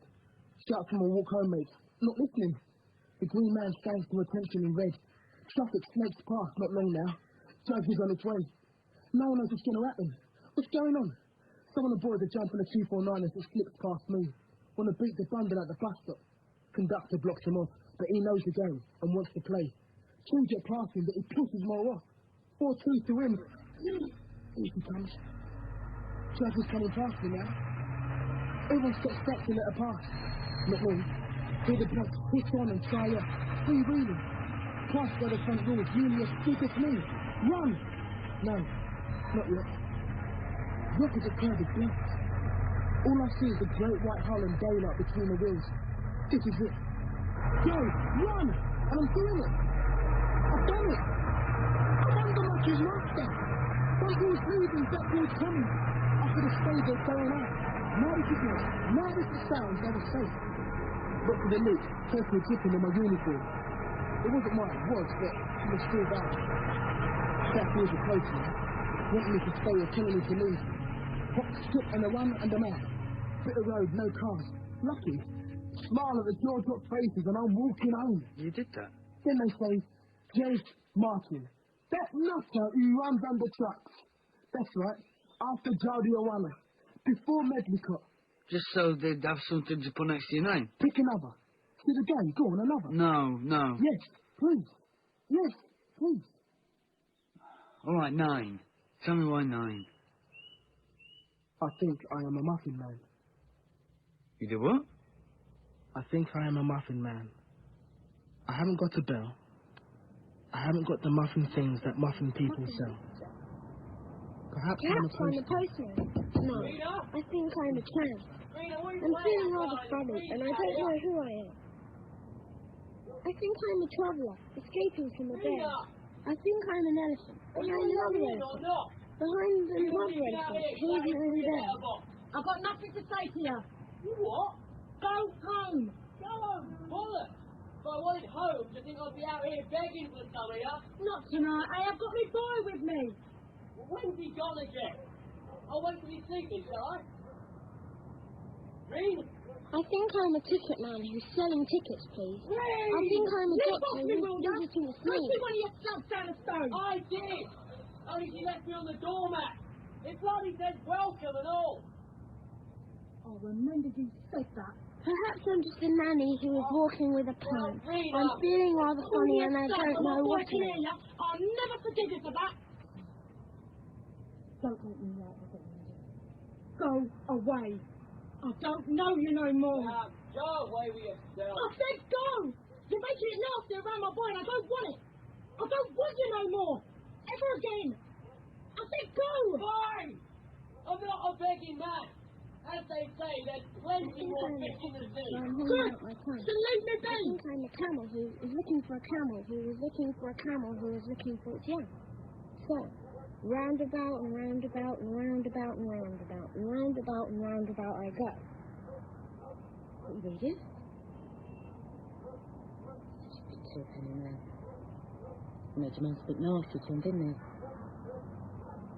You think he's still like that? You heard me telling him I didn't want that around you, didn't you, boy? I'm glad you're home, boy. You glad? You a bit shy now? Not used to seeing me again yet. What are you reading? Let me see. The World of Christopher Robin. She did you this. To my little muffin man, you have my love, Selma. 2 kisses. That's nice of her. Is that what she calls her? Can I go to bed now? Bed? You don't want to go to bed, do you? I do. What? You want to sleep away this whole weekend? No. I've only got you 1 weekend in 2. Okay. I'll make do with that. Seeing you less than I do the bloody dustman. But I'll do. Don't sneak me away, though, boy. Don't do that. Like I'm a bad dream. Callum. No! No, you can't go to your bed. Sit there. Read me some of your book, will you? Sounds lovely, you reading it. See what I've done to your room? It's a fade colour, that, isn't it? Before you're back for good, I'll have all the rest of the place done up and looking stiff. You'll love it. Selma says I can stay with her as long as I like. Selma says so, see? I live with No. Selma says that and all, does she? Nothing. Not in this house. Selma says nothing that comes between me and you. Selma says. Can I tell you what I say? Selma's had her say. Can I tell you what I say? She's not getting in between me and you. She's not. You're my pudding, aren't you? I'll come to blows with her. She wants to fight me for you. You're mine. Cheeky cow. Ted Martin, Rena Martin. See the resemblance? You've got my grandfather's eyes, for Christ's sake. I give them you. No, not like me now. She doesn't have a say. Look, she's bringing her bile out in here, isn't she? But she don't show you that side of herself, does she? Play hide and seek with me, boy. I'm going to hide myself, and you come and find me. Want to play? Please? Yeah. Gorgeous. We're gorgeous. Mummy's gorgeous, and we're always gorgeous. Me and you. Ain't we? Jez? Yeah. Dip out and come and find me. Dip out first, though. While I was walking down the Inky Lane, I met some Inky children. They asked me this, they asked me that, they asked me the colour of the Union Jack. Red, white, or blue, which colour suits you? Blue. Blue is to beauty, beauty, beauty. Blue is to beauty, so out goes White. white is for marriage, marriage, marriage. White. Red. Red is for danger. Danger, danger. Red is the danger, so out goes you.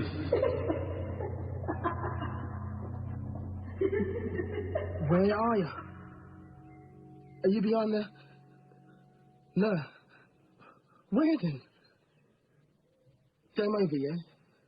I don't want to play. You've won this one. Now let me, Haj. Oi. Oi, come on. Come out. Where are you? Come out. Come out! Yeah. What's all the shouting? Have you seen him? Seen who? I just came back on him for a second. He's gone. Who? No one. Your turn. I picked 17. Who were you at 17? Oh, no, you're all right. Selma! Selma! Okay, stop. What are you doing that for? She's always there to find. If I don't have something else thinking about another thing, then it's all her. Well, stop, yeah? Okay, good. 17. If it'll keep you quiet. I don't believe this, but all right. Me at 17. All I really remember strongly at 17 was when I started getting left to drink. They stopped asking me at the bar. I didn't have to lie, because they stopped asking. Listen, somebody must be missing you. No. No one? Tangerine Man, maybe. You said him before. Is he a friend of yours? He lives in Charing Cross train station. He's got a prime patch beyond the fruit store between the cash machines. It's like an attraction. It's been there so long. He wears a plastic bear cape and plays a three-string mashed up old guitar. Twang, twang, twang he goes. He's never without it. Twang, twang. He tells the tourists and the backpackers his music is an undiscovered cultural art form taught to him when he was a monk. Believe him or not, they all buy him a tangerine to hear more. He won't take money, just tangerines from the store. The fruit guy always makes sure he gets them in. Good for business. I don't know what he does with them all. He's always got more than he can eat. Walking around like a harvest festival. And how do you know him? I used to have a pitch next to him. He remembers me. Begging? Asking. Spare change. 10p for a cup of tea. You'd have got no from me. Bit mean, Mally. You don't even drink this stuff. Coffee's your poison. You're never going to spend it on tea. None of them ever do. So why should I give up my coinage to some pissed-up pleb who's lying to get it? Would you stand still for the truth? Probably not, no. You? Would you spare 10p for the truth? Spare the time? Haven't I not said already? Sat here in your mother's house, watching Housewives TV. Bet 15 to 1's a favourite. But seeing how you carry yourself around here, you probably don't answer the questions out loud, do you? What are you on about now? You. Let me guess again. Get up late, kill yourself from last night. Wait for Mummy to come home with enough pocket money to see you through one more night on the rash with your mates. Boy, your pals. Facing tomorrow legless. One more day where you don't have to grow up. You don't know that. It's the truth, though. So says you. And you'd beg for it. Yes, you would. If Mummy wasn't here to pay you to still be a little boy, you'd beg for it. And when the begging was done, you might even walk your feet to bleeding to have someone be that for you again. Keep you safe from yourself. What you might be, might do. Is that it? Do I owe you 10p for that? Close your eyes. I don't think I will. No, you close yours first. Close them, please. Close your eyes. It's all right, mate. I'm just trying to get a rise out of you. Settle down. I'm not looking to upset anyone. Don't open them. Don't. Just imagine something. What? That when you open them, don't. But when you do, your mum isn't coming home. Not tonight, not tomorrow. She ain't coming back ever anymore. Hasn't been back in years. She grew up when in search of something, someone she thought she'd missed out on. Either which way, she forgot she had you. Found something better and forgot to take you with her. Friends, you thought you had them, but you never did. When your eyes open, you live beyond boarded up windows, where no one is supposed to live. It's condemned. You are, might as well be. Anything you call your own, someone's thrown away before you. You make believe the graffiti on the walls are messages from strangers to you. Without those anonymous scribbles, you'd never laugh outside of yourself. You wake up today, like you did yesterday, and you know, beyond arguing, if you walked away, if you just stepped off, if you weren't here anymore, no one would miss you. No one would mourn you. No one would notice the space you left behind. Okay? Open your eyes to that. I can open them then now, can I? When you're ready. What? Am I supposed to feel bad now that ain't my life? What do you want from me, eh? I'm sorry that your life isn't mine, Try to remember a time when someone had missed you. When it mattered if you were there. When you had a place inside another somebody. Me and lipstick lips. Racing leaves down Beacon Stream. Skinny stones. Taking a peddler out on the boat pond. Is that why you came back up here for her? Where's Tom? Where is she? I don't know, but calm down. Maybe we can find her. She'd stop it looking like this day in and day out. sat down in the darkness beyond the wooden windows, knowing there's so much more of this nothing to come. Just breathe in and breathe out and in and out and rolls without end until you're the tangerine man, filling your despair for summer fruit. Okay, stop, yeah? Wind yourself down. I don't know what to do with you, but my mum will know. Maybe she can find out what happened to this Selma. Find out if she's still around. When did you last hear from her? She came after me. Where is it? I was in the bedroom. Told not to make a peep or else. I thought we weren't supposed to meet. You weren't supposed to have a face. I went to meet him from the train. I waited for 3 trains after us, worried sick that he never got off any of them. You were just meant to be a place he stayed in between my one weekend in 2. You said to see it like he'd gone off to boarding school. That tells you who they are, doesn't it? Boarding school, my eye. Why'd you come here? Is he here? Muffin? Jess? Come and get me. I wanted her to search the place. You won't sit down, I take it? Is he here, Rena? Oi! You're in my home and we ain't familiar, so I'll be Miss Martin or you can bugger off right now. I didn't come in here to do this. I'm not here to square up to you. I am worried sick for that little boy. My little boy? Let me just see that he's all right. Why wouldn't he be all right? Oh, I don't know, Rena. Why wasn't he all right when they gave him a break from you? He isn't here. Liar. Sorry I had a wasted trip. You go carefully now. I'm sorry. You don't need to be. I haven't told anyone. I haven't made it official that he didn't come back to me. You know what happens if I do? Obviously you think I don't. You are not doing yourself or that boy any good right now. They'll move him out again. If not to me, someplace else. But not to you. Don't do that to him. He's come on leaks since he's been with me. Don't dress yourself up as that. 2 minutes. 2 minutes you've been around him, and you're coming like you're the best thing that could have happened. I just born and bred him for you to come and save.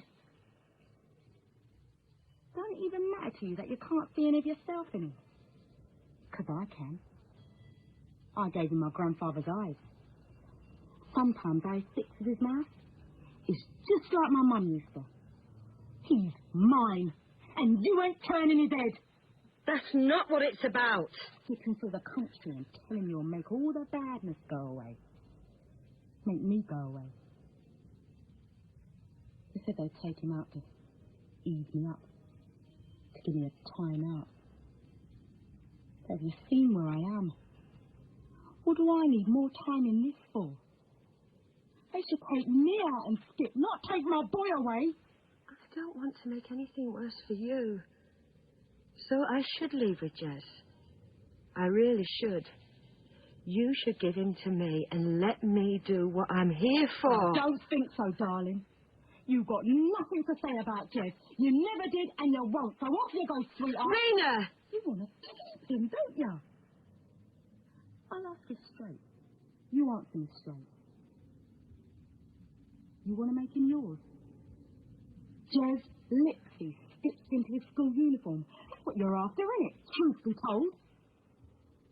He is yours. Yes, he is. To do with as you please. Yes. And look what you've done. He came to me. What you let happen to that little boy's soul should shame you. He's better now than he was. Admit that at least. He's better now than he was.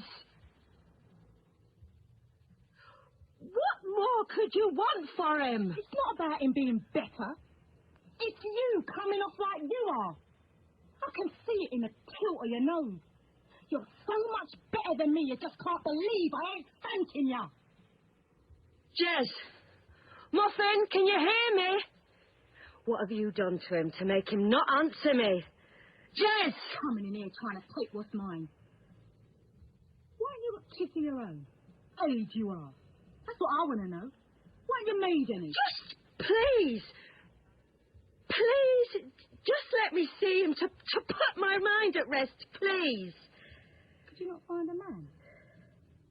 Stay here. Could you not find one stupid enough? Oh, you'd know. You look like you've been manned more times than a water pump. Get out of my house! Look, this is doing us no good. I'm sorry. I'll go. No. Because I don't want to make things worse. See you soon, Muffin. You tell him I'll see him soon. When? Is that all the fight you got in you? Is that the measure of you? How much do you want him? If I thought a cat fight'd be best for him, make no mistake, I'd scratch your eyes out without a thought. I'm no better than you, you're right, but he is. He's twice you and then some, and what? To spite me! You ain't even any part of me and him. I already told you. Bye for now, Muffin Man. I'm not leaving you. I'm gonna get help getting you home. Bye. Bye. Don't take any of this out on Jez. Please. Just don't, please. Ta-ta, then. Going. Gone. Rena won. What about Selma? That's what I came to find out. I know everyone 4 roads going any which way from where we sat now. If she was still on Mission Road, I'd know her. And I don't. I'm gonna get me mum. See what she can do about it. You maybe find this Selma. I'm gonna go and get her home. I'll be 20 minutes at the most. If you want me to do that, get me mum. So you know what to do. Cheers. Well, sit yourself quietly then. I'll be back in a sec.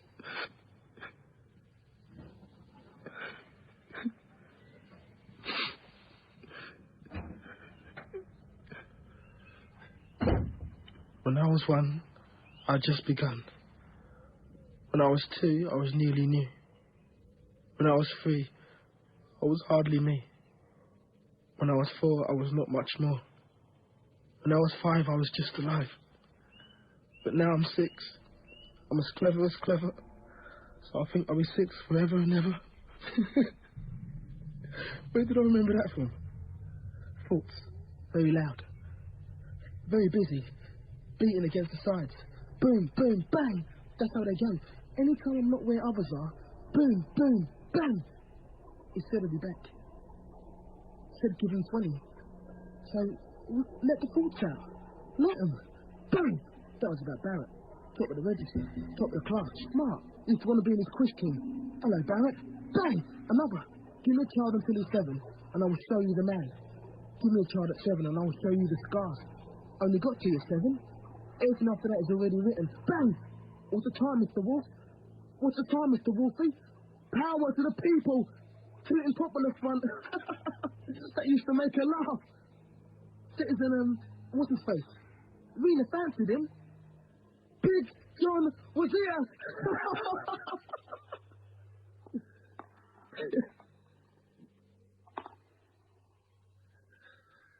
Manny said give him 20.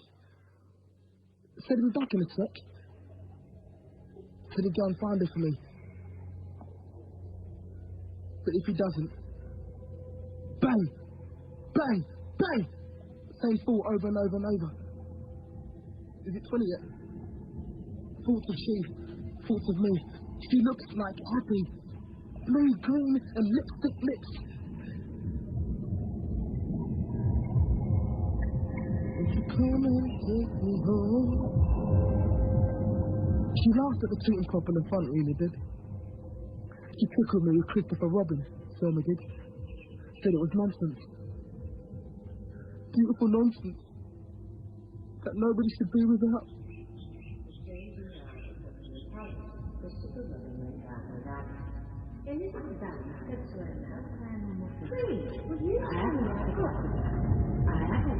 I walked my feet bloody for her. To tell her she could win me from Rena. Mally said if she was thereabouts, he'd know her. He said that before he left. He doesn't know her. If she was here to be known, he would do. Before he left to come back in 20 minutes, he said that. I have to stop the thoughts of she, thoughts of me. I take my breath. I turn off.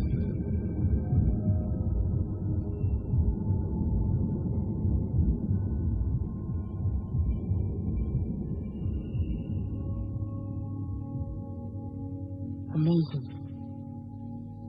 To not be anywhere near yourself. That thing they say, that question they ask. If a tree falls in the middle of a forest with no one to see, does its falling make a sound? It's like that. If no one would miss you when you're gone, will you ever really hear it?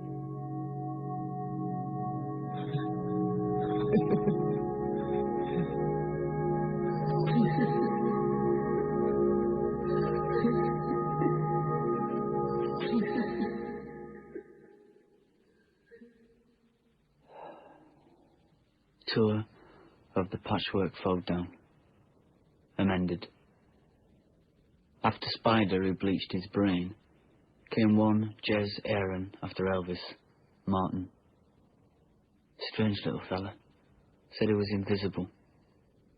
He came in search of some woman he'd called Appy and lived on the Mission Road. She did as well, till about 7 years back. I never knew what they called her. I'd seen her around, but she were odd. There was something. I know what it is now. There was something too sad about her. You could never meet her eye, for how dark it were behind them. She took herself off to London, when she wasn't here anymore, gone to London. Maybe in search of him, I don't know. I didn't know it was her he was asking for. I said it'd be 20 minutes, but I was closer to 40. But my mum was caught up and kept being just about to leave and then getting called back. Any road, when I got back to him, he'd painted the couch red. That much red. He must have opened a vein somewhere, slit something. Thing was, I couldn't find him. The couch was soaked in him, but he was gone. That much loss. He couldn't have gone far, but he was never found. They searched for weeks, and there was hiding her there. Did I tell you he was invisible? Said he could make himself so. Shall I tell you? I'm not sure he couldn't. See, he were gone. By all accounts, he should have been where the red was, but he wasn't. He was all gone but for the laughing. I could hear him laughing. And sometimes now, in that back room before I turn the light on, it's like I can see him sitting in the dark. There's a shape of him in the black. But it's gone with the light. My mum says I'm just grieving him, but I barely knew the guy. And why would I grieve him? Coming in here, making out he knew me. Making me know him, and then to be so selfish with it. Selfish bastard. And then to laugh at me. Laugh at me because of what? What I think is, and it's the only sense I can make of it, he found a way to step off. He's round about here, round about for Selma and Rena, and he's laughing at the mess they made of him. And me, I think I tickle him because he got me to notice he'd gone. Got me to miss him.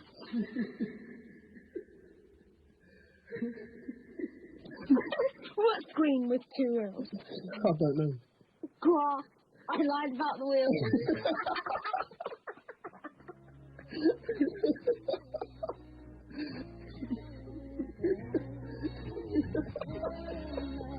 In Scars by Lenny James, Jez was played by Offa Uhura, Mally by Lee Ingleby, Rena by Nadine Marshall, Selma by Joe McGuinness, Young Jez by Daniel Anthony, and Man by Carl Pepper. The director was Mary Peace.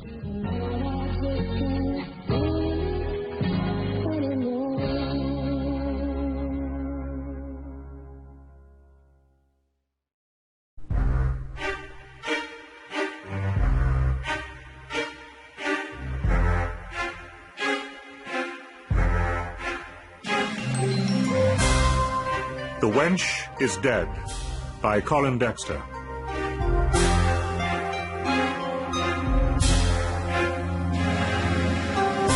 The 1989 winner of the Crime Writers Association Gold Dagger Award for Crime Novel of the Year. Dramatized for radio by Guy Meredith, with John Shrapnel as Inspector Morse and Robert Glenister as Sergeant Lewis.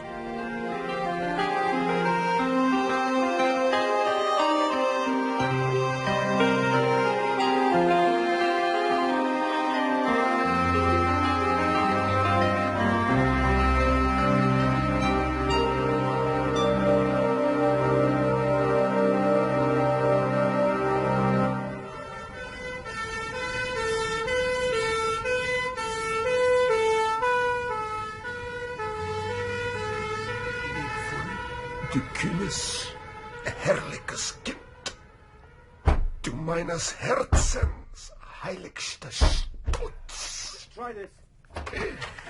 Lieb wohl. Sir? Sir? Sir, can you hear me? What day is it, Lewis? Oh, God. Look, get him on a stretcher and down the Radcliffe. Quick. No, wait. Come on, lads, quickly. Wait a minute. Go on, come on. All right, sir. All right.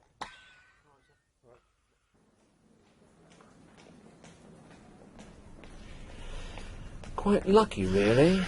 Lucky? Postman heard you, apparently, and looked through the letterbox. Morse. Mr. E. Yes. A few questions, if you're up to it, Mr. Morse. Kidney bowl there, in case you... Look, what's happened to me? Well, you wouldn't have to be Sherlock Holmes to diagnose some fairly radical tummy trouble. Heavy drinker, are you? Certainly not. How many pints a week, would you say? A week? I see. And spirits? A drop of scotch. So, a bottle would last you... Depends on the size of the bottle.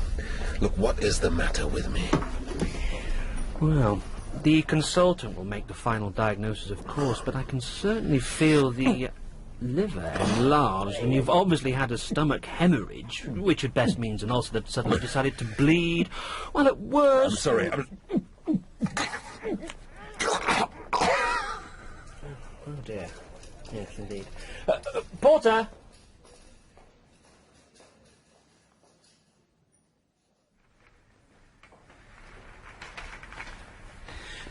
Keep an eye on him, and any change will ship him into intensive care. Just as you say, Doctor. He'll be in 7C for now. I can't quite make it out. Concentrate, girl. It seems to be only every 30 seconds. Should I call the doctor? Leave him be. If my ministering isn't good enough...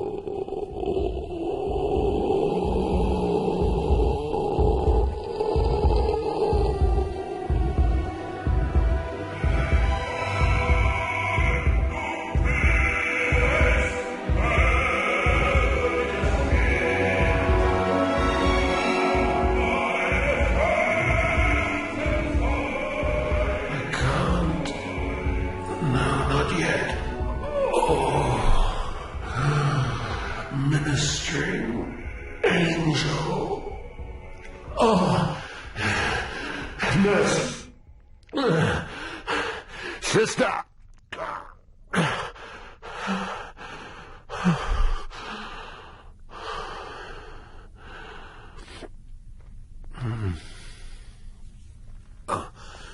Nurse. Bedpan you're wanting, is it, Chief? Oh, what? No. Just the bottle, then? Yeah. In the locker. Don't unhook yourself. We're all dripped up here. What time is it? 4:20 a.m. by the clock. Oh, God. They carried you in around 9. But I know how it is. You're halfway to the next world the first day or so. Other way round. I can manage, thank you. Lucky to get a bed, mind you, the way things are. If they hadn't wheeled the colonel out. Dead men's shoes it used to be. Dead men's sheets now, eh? They changed them, of course. Well, I'm glad to hear it. Look, what do I hear? On the table. They'll collect it. Waggy Greenaway, by the way. Oh. Perforated ulcer. You? I'm not sure. Under the knife tomorrow.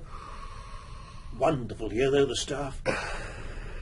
Something about a hospital takes your cares away, doesn't it? I sell insurance outside, and I'll tell you straight, it's the pressure put me in here. Look, if you don't mind, I'm tired. Now, you, I'm a good judge of faces. I'd say your line was... don't tell me, I can guess.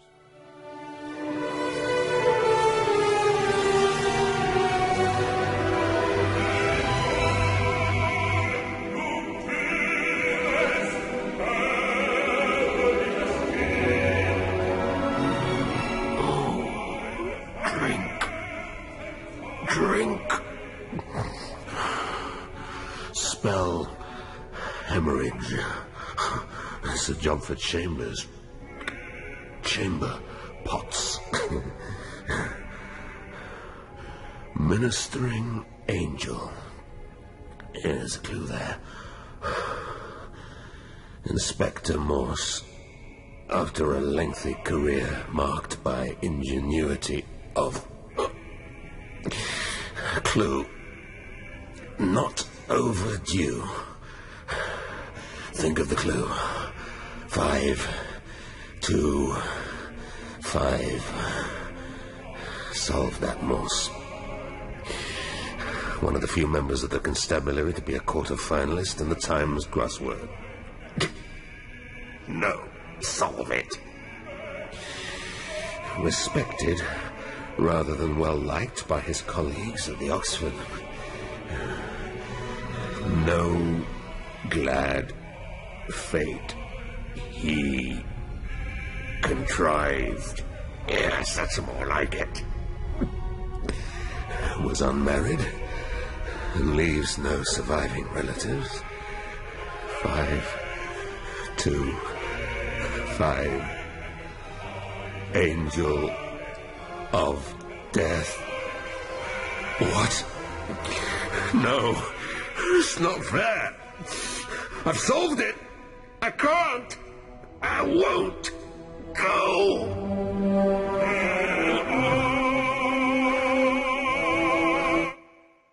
You're looking better this morning, Mr. Morse.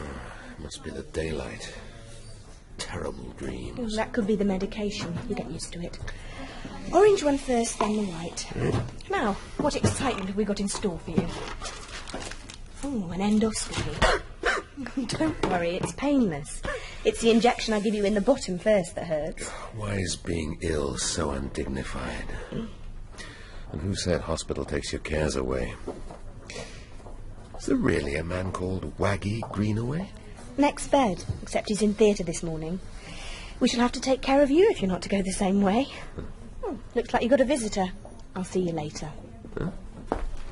Oh, Lewis. How did you find me? Well, in the first place, I'm a detective, sir. And the second, I came in with you. Don't you remember? Oh, the last thing I recall is listening to Wotan's Farewell on the record player, feeling a tremendous pain down below and trying to make it to the toilet. And what do they say is the trouble? Being held pending charges. But it seems they're not too happy with my alcohol intake. Oh, in that case... what do you got in the bag, Lewis? Well, nothing. Well, a bottle of lemon barley water. The missus thought it might cheer you up. Well, that's very kind of her. You tell her I'd rather have that than a whole crate of whiskey. Really, sir? No, but pass on the message. What else? Book. It's been knocking around the house a bit, and I thought you might... The Age of Steam. The Victorians and their railways. Well, if I had a coffee table, Liz, it would have pride of place. Anything else? Well, we did have a quick whip round the lads in CID. And... What's this? What? Lemon barley water. There are regulations in this hospital as to what visitors may and may not bring in. You'll find a copy of them posted outside the ward. Your friend here is still very poorly, and whatever you in your wisdom think may do him good may not. I shall remove this bottle, and if you're minded to bring in any other little gifts, please report them to me first.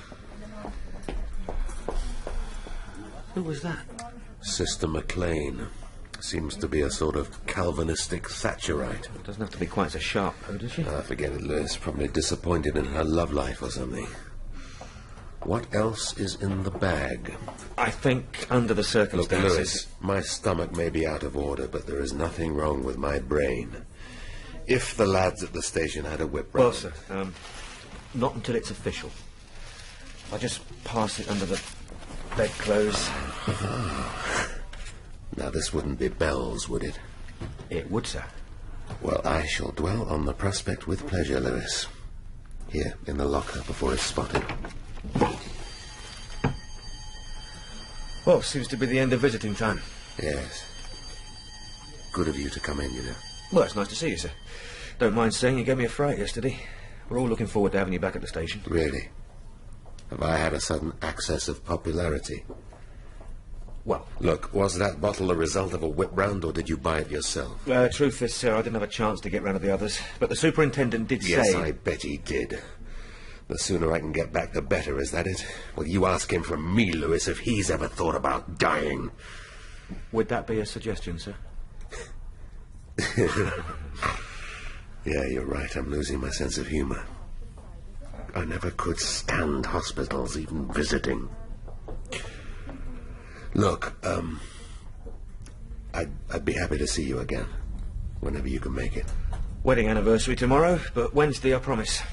Spirits up, sir, as it were. Spirits up. But for how long? They'll never tell you anything.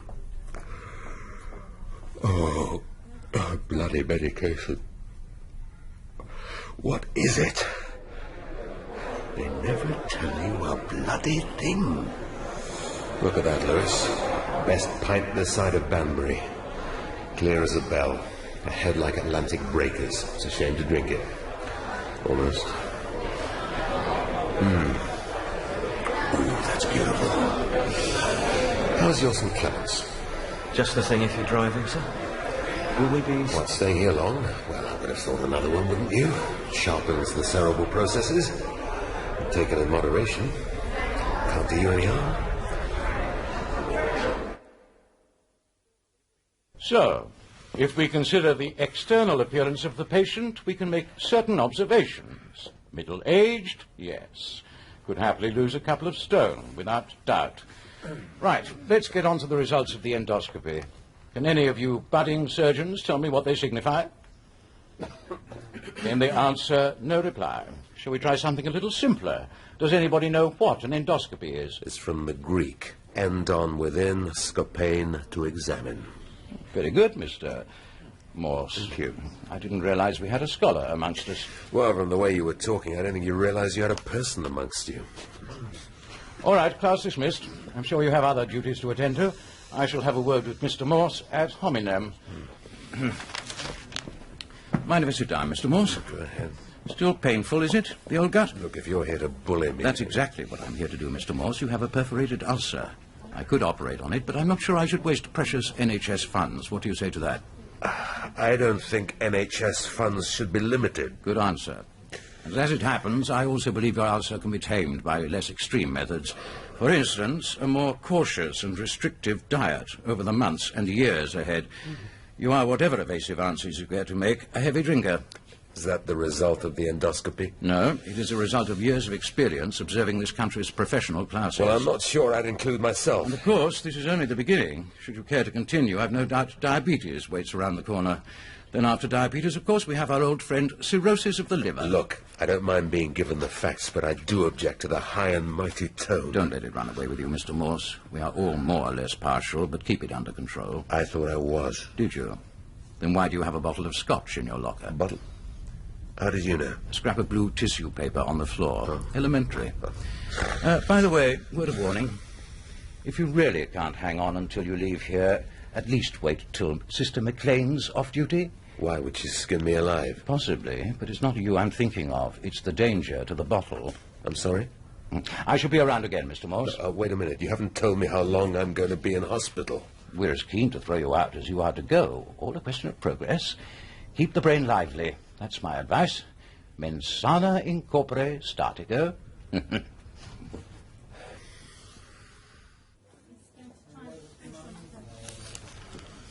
Just one more to go. 6 letters. Bradman's famous duck. Donald. That's very nice. That's it till tomorrow. Now, what is this soup? Oxtail. Eh? Oxtail soup. God. Delicious, isn't it? Never used to like it, but when you've been on the old nil by mouth... I'm sorry, yes, I should have asked you. How are you feeling? Oh, never better. Nothing like a brush with a scalpel to sharpen your appetite for life. They say I'll be able to catch up with the EastEnders next week. All worth it then, really, wasn't it? Have a little gloat on the nurses in the meantime. That Fiona's a cracker, isn't she? Is that her name? Yeah, she seems a nice girl. Still, I'm a happily married man. Nothing like the consolations of a family, eh? Daughters coming in this evening. Can't always get away. Work shifts in the Bodleian. She's a librarian. Done very well for herself. Not the books are exactly my thing, but the statistics she could give you on that place make your mind boggle. Well, I remember that when it next needs boggling. Now, if you'll excuse me, I think the Archers The are just Colonel about to... now. He was a bookman as well. Not just reading either. Writing. As a hobby, you know. Plug the headphones in first. Oh. Gave me a copy of one before it popped off. Can't say I've managed more than the first page or so, but... Some bloody pop music. Channel 6, you want? Look, I wouldn't care to have a glance at it, would you? Colonel's book. I owe it to the old boy's memory. Someone ought to read it. Not very long, and if you're the literate type... What? Yes, thanks. I'll flick through it later. If it's any better than the Age of Steam.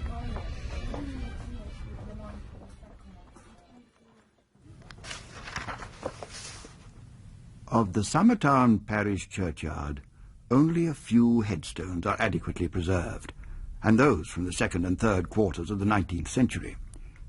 But it is one such which provides the starting point for this short dissertation, which I trust will be of interest to other local historians. The epitaph itself is brief but poignant.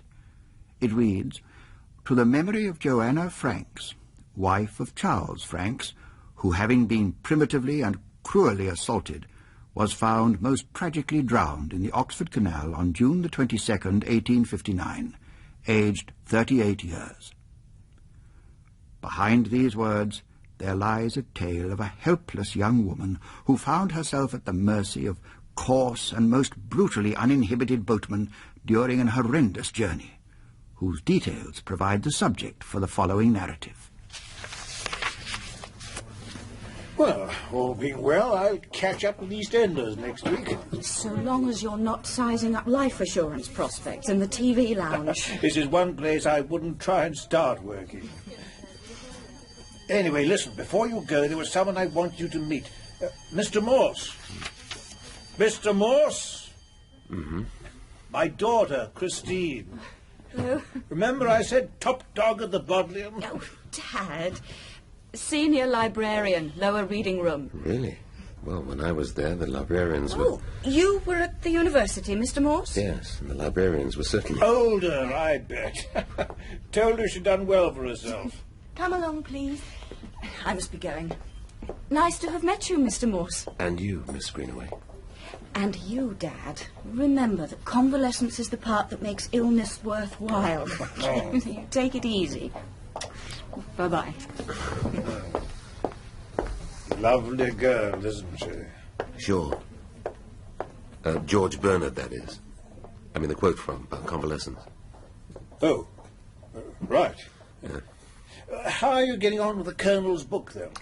It's fascinating. Well, no need to be polite, just because the old boy's pushed off. Tell you the truth, I didn't even open it. Well, you should have, Waggy.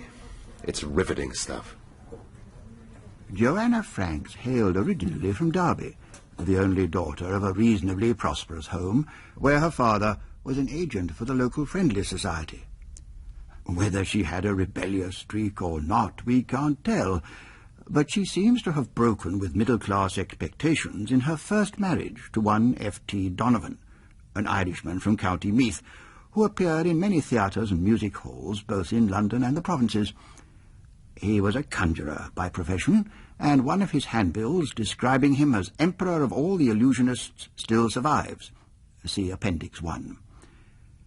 However, the stage is a fickle mistress, and no appearances are traceable for the last year of his life, 1858. He died that autumn, a childless and no doubt embittered man, whilst on holiday with a friend in Ireland, where he was buried in the cemetery overlooking Burtnaboy Bay. It was a year or so later that Joanna met and fell deeply in love with her second husband, one Charles Franks, an ostler from Liverpool. And what do you think you're doing? Me? I was just... Lights go out at 10 o'clock. You're disturbing everyone on the ward. Look, they're all asleep. What's this you're reading? Murder on the Oxford Canal. Some lurid fantasy, no doubt? Oh, hardly. It's an historical investigation undertaken by the previous occupant of this bed, who departed feet first despite the finest ministering. That, Mr. Morse, is a very underhand remark. Colonel Denniston was carried off by advanced septicemia, and we were all very sorry to see him go. Lights off. Look. Perhaps you're right. I shouldn't have. Good night, Mr. Morse. Morse. What is it with you and women? When are you ever gonna get it right?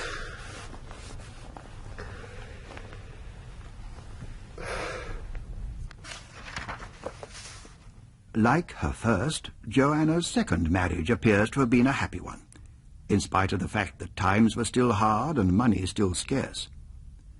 She found employment as a dressmaker and designer's model in Liverpool, but Franks himself was less successful, and finally decided to try his luck in London. He was almost immediately engaged as an ostler at the George and Dragon Inn on the Edgware Road, and in May of 1859 he sent his wife a guinea and begged her to join him. Morning, Jack.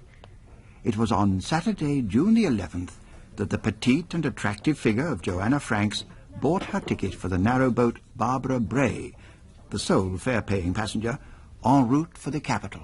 Mr. Morse, your morning checkup. Oh, yeah. I'm sorry. I was quite engrossed. Wish I had time to read.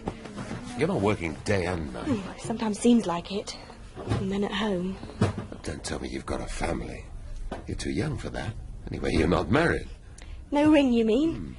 Is that what you're trained to spot in the police? Temperature? Well, Appearances can be deceptive, Mr. Morse. I should have thought a detective would know that. Besides which, what you need to concentrate on is getting better. I'm not trying to... Oh, nodded through customs anyway. Customs? That's Sister McLean. One get well card from your secretary, one tube of mint-flavoured toothpaste from the missus, both undeclared. Set your stamp on the ward, have you, sir? Well, I wouldn't say that, but I did have words with Sister last night. Hurts to admit it, but I think I was in the wrong. Good Lord, sir. Hospital life has made its mark on you. Less sarcasm, please, Lewis. I'm an invalid, remember? Is there anything I can bring you from the outside world next time I come? Well, there is, as a matter of fact, Lewis. A map of the British Isles. A map of the British Isles, sir? Yeah, the outside world in miniature. Oh, and if you've got a spare moment, you might find an address for me. Colonel Denniston, or widow of same. No hurry. Next time you're in, it'll be fine.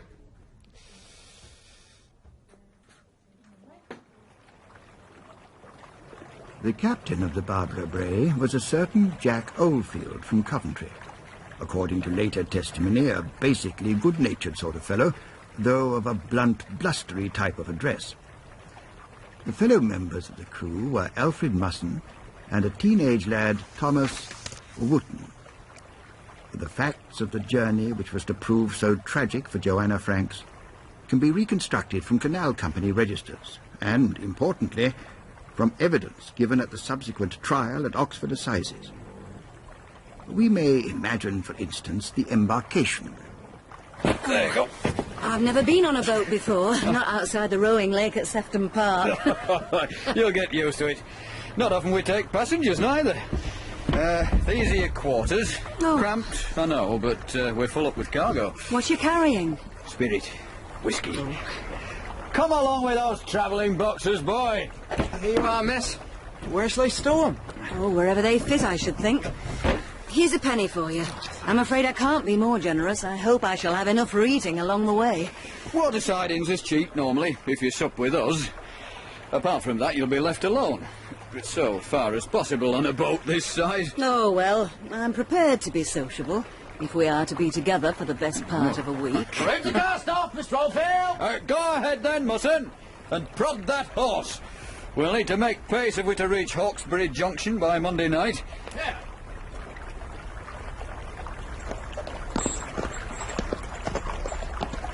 But reach it they did. Progress to Hawkesbury, where the Coventry joined with the Oxford Canal, must have been smooth and the atmosphere on board amicable, for it soon became known that Oldfield had sat with Joanna in the cabin while the boat was negotiated through the Northwich and Harecastle tunnels. However, from the time the Barbara Bray reached the lonely locks of Knapton Junction, with Oxford still some 50 miles distant, the story changes dramatically. What exactly, we must ask, took place on that last fatal stretch to the triangular basin of Duke's Cut, from which Joanna's body was shortly to be hauled?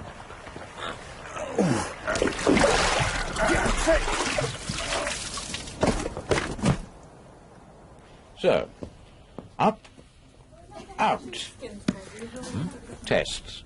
What, already? Already, Mr. Morse. Like Caesar's army on the march. Recovery is arriving sooner than anyone expected. Not total recovery, surely. I can still feel... Of course you can still feel, Mr. Morse, symptom of age. Aches and pains bound to multiply. Not unwilling to leave us, are you? No, but I've... Don't you worry, you're still a wheelchair case. Won't be discharged till you're walking wounded. Nurse, unhook the drip, would you? And Porter, first stop radiography. Oh, I'd bring a book with you if I were you, Morse. There'll be plenty of waiting around.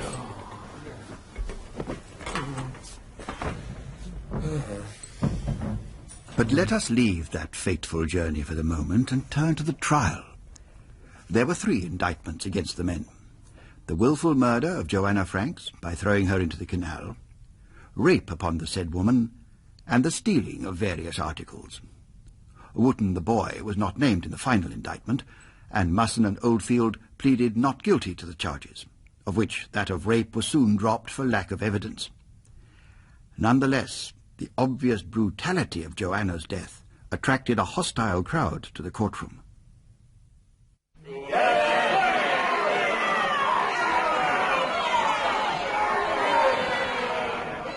Your name again, please? William Stevens, Canal Clerk, sir. And repeat your evidence. It was Tuesday, 21st of June, about 11 a.m., when the Barbara Bray reached Knapton Locks. The boat remained there about an hour and a half. There was a woman passenger on board. She seemed most aggrieved. The conduct of these men, with whom I am driven to associate, has been utterly disgraceful. What am I to do? And did you log this complaint? I should have done, I agree, sir. Instead, I advised the lady that she should report to the company offices upon reaching Oxford, where she might switch to another boat for the last leg of her journey. Which she was never, alas, to make. And that was the last you saw of her? Saw, yes, for she went below. From there, though, I heard an altercation with one of the crew members. Leave me alone! I have nothing to do with you! And I could not make out the reply, though it was clear that the 2 seniors of the crew were much the worse for drink. Those being the 2 defendants whom we see arraigned before us. To entrust a cargo of whiskey to men of such low character seems to me the height of folly. It appears, in fact, that Stephen's advice did not go unheeded. At Banbury, some 12 miles further down the canal, Joanna made a determined effort to seek alternative transport. Matthew Lawrenson, wharfinger at Tooley's Yard. And what time did you see Joanna Franks? At about 6:30 p.m. that same day. She made urgent inquiries to me about the times of immediate coaches to London and from Oxford to Banbury. Oxford to Banbury? But she is in Banbury. Yes, sir. Seemed strange, but then her general appearance was somewhat flushed and afeared. It may be that she'd had a drink. I couldn't say for sure. And Musson and Oldfield? Oh, they were well away, the pair of them. They hadn't stopped the boat. Miss Franks had simply jumped off, the way ladies sometimes do for matters of toilet. She could easily catch it up again. And in fact she did? Yes, sir. Weren't no immediate coaches to London this side of Oxford. So what could she do but carry on? As indeed the unfortunate girl did. The next witness was the landlord of the Crown and Castle, some miles below Banbury, where the Barbara Bray arrived at about 10 o'clock that night.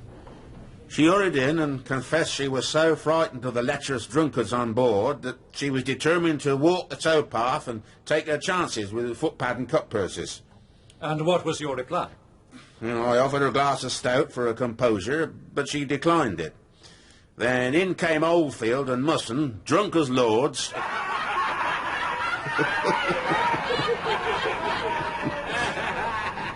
Begging your pardon, my lord. And? Joanna Franks went and sat by the edge of the canal, sharpening a knife on the side of the lock. For her defence, I imagine, for Oldfield was yelling. Oh, I'll have my way with her this night or see an end to the woman. While Musson, as he turned out to be, was equally belligerent. Curse her eyes and damn her to hell's flames, for I loathe and detest the very sight of her. They was neither of them friends of the other. I'll say that as well. I see. And did Joanna Franks proceed on foot along the towpath? She did not, sir. Nor did she lodge the night at the inn, which she could have easily done, as we had room. There seemed to be some sort of reconciliation, you might say, for she reboarded the boat, and I remember seeing her being offered a drink, which I think she took. Well, that cannot be, since the post-mortem showed no alcohol whatever in her body. Possibly so, sir. Possibly so. And then, finally, the most grotesque scene of all. My husband, who is the keeper of Somerton Deep Lock, was fast asleep. But I heard the screams. Terrified they were. I went to the window and saw two men by the edge of the boat and a woman seated on top of the cabin with her legs hanging over the side. Push it down. Not go down! Do not attempt me! Find a leg, find a leg! What have you done with my shoes? Oh, please tell me! What's going on there? Hey? Oh, nothing! A passenger, don't worry! She's having words with her husband inside! Yes. Her husband inside, that's it! That lockhouse was Joanna's last hope of safety, yet she ignored it. No one, apart from the evil boatman of the Barbara Bray, was to see her alive again. Lights out. It's not right. Lights out, Mr. Greenaway. Mr. Morse. Orders is orders. How do you feel after your run around the hospital, Morse? Like a trolley full of supermarket groceries when it reaches the checkout.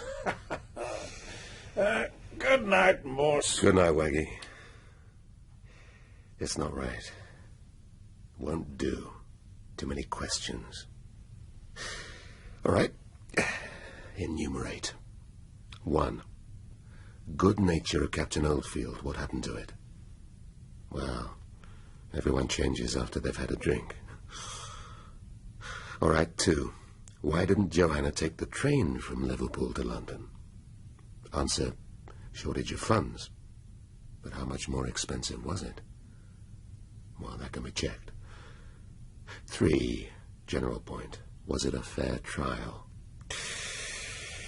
Well, boatmen hardly the pinnacle of society, public against them from the word go. Did that influence justice? Well, I'm not sure. Fill that one in later. 4. Key to the whole puzzle. Why Joanna's continued presence on the boat? Could it be? No, don't pencil anything in yet. 2 chapters of the book still to go. Anything else? Yeah. 5. Had she or had she not had a drink? Is it important? Imagine a whole barge load of whiskey. Ooh, temptation. Well, Well, there's a single bottle in the cupboard. I shouldn't, but sharpens the cerebral processes. Glass sitting handy. Sister not around. Go on then, Morse. Oh, careful. Stealth the watchword. Now.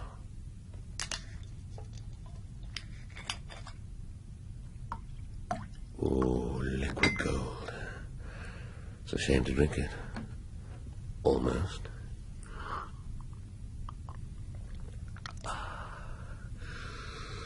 Oh, almost feel the brain cells going into action.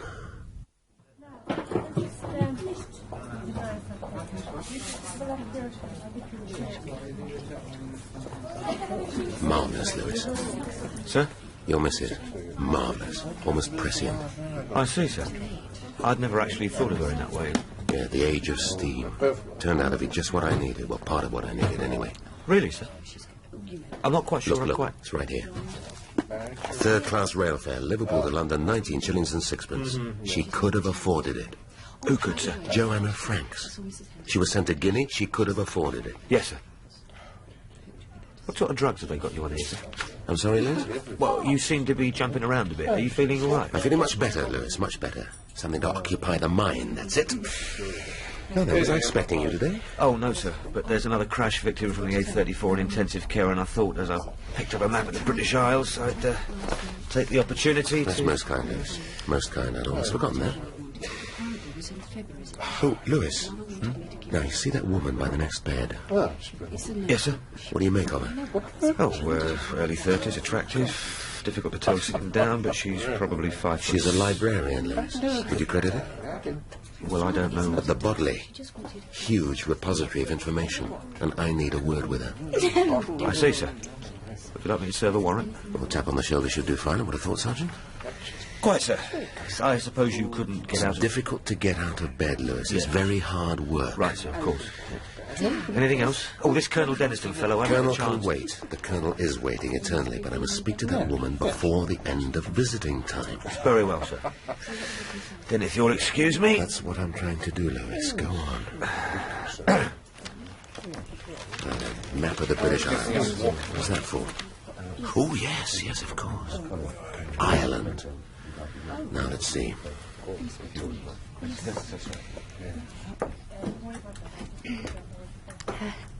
Hello. Ah, Miss Greenaway. Look, sorry to drag you away from your father, but... Yes? I was wondering, it's a bit of a cheat not knowing you, but given that you work in the Bodleian, I was... You'd like me to look something up for you? How'd you guess? It's what all the men ask me. Oh, well, 'tis actually very impertinent, I know, but probably very busy, but... I am, but I'm busy being a librarian, which includes helping people find information. Now, what is it you want? Well, I'm afraid it's rather vague, but, Yes? What is it? Mr. Morse? Nurse, sister! No, it's all right, please. It's all right, don't. What's the matter? Where's the pain? It's in my stomach. Something I drank last night. I shouldn't have done. Drank? You're sweating. No. There. It's gone. It's past. What was it? It's my own fault. It's the wages of sin. Now, what was I saying? You were vague about the information you needed. Look, are you quite sure? I'm fine, yes. Yes, it's, well, it's to do with coach timetables in the mid-19th century.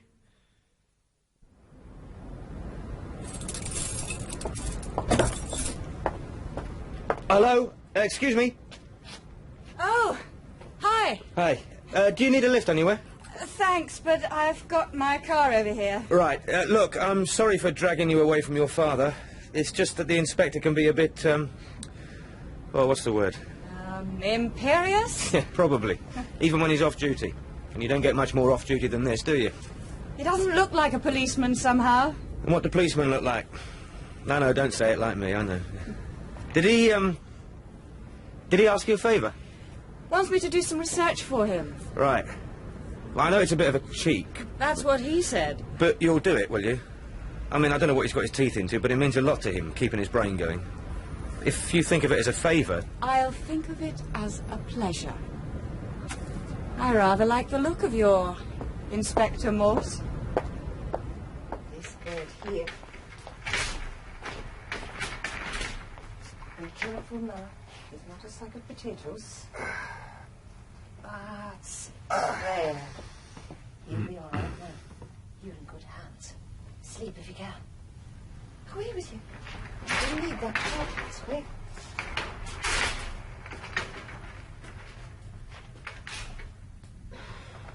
Who is he? Mr. Morse. Are you still awake? Well, I don't normally sleep that much. Well, you should do. Rest and recuperation are what you need. What medication are you on? White, orange, and difficult to swallow. Look, the other night I was a bit hasty. I think this dosage could be altered. I'll have a word. What I mean is, you are obviously very dedicated. 30 years in the profession. Difficult to think of anything else. And the deaths? You ever get used to them? Do you? I only ever see corpses, and that as little as I can help it. Though my involvement with death is mainly cerebral. Puzzling about it. If it's your own you're worrying about. Oh, no, I've got over that. No next of kin. No dependents. No, just at the moment, it's someone who died a century and a half ago that I've got on the brain. You, Mr. Morse, need some sleep. Yes, you're probably right, sister. But it's as you say. 30 years in the profession. Sometimes it's difficult to think of anything else. Take the boat hook. Here, this way. Right, I got her. Got her. I'll get... Oh, my God. What? The face. Right? Look at the face. Joanna's body was found by 2 local fishermen, floating alongside the bank, head north, east, south. Her face, for some strange reason, had turned quite black. And tell me, Mr. Oldfield, when you found that Joanna Franks was, as you put it, missing, what, as captain of the boat, did you do? I woke up mussing. I wanted to know what he'd done with her. What he'd done with her? Must have been him, it wasn't me. Well, you're prepared to admit that one of you murdered her. That at least is a start. She'd been at trial the whole journey. She was a wicked woman. Wicked because... Wicked how, Mr. Oldfield? Do I see your wife in the gallery? Eh? Is there something you're afraid of admitting? Wicked because she hadn't the strength to resist when you forced your sexual attentions on her? Is that it, Mr. Oldfield? And then, when you realized the evilness of the act you'd perpetrated, perhaps more than once, you decided in a drunken stupor to do away with her. Isn't that it, Mr. Oldfield? No, it isn't. I never killed her. I never...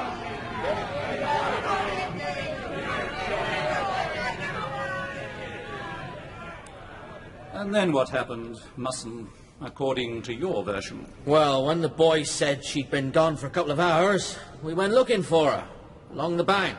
Along the bank? In the dark, that would be. It can be a dangerous place. We were agitated. You were agitated, and it can be a dangerous place. Never were truer words spoken. And did anybody see the two of you during your nocturnal perambulation along the canal bank? There was someone, yes. A man passed us, and around 4 it was. And we asked him had he seen a woman walking. And his reply was? He made no reply. Simply shook his head and passed on. A phantom of the night, it appears. Just as this whole search for Joanna Franks was a sham. A sham, Musson, because you had already killed her. No! Either you alone, as Mr. Oldfield maintains, or the two of you together. You had killed her either by blows or by holding her head under the water as she writhed in agony, and then dumped her body without a hint of remorse in the canal. No!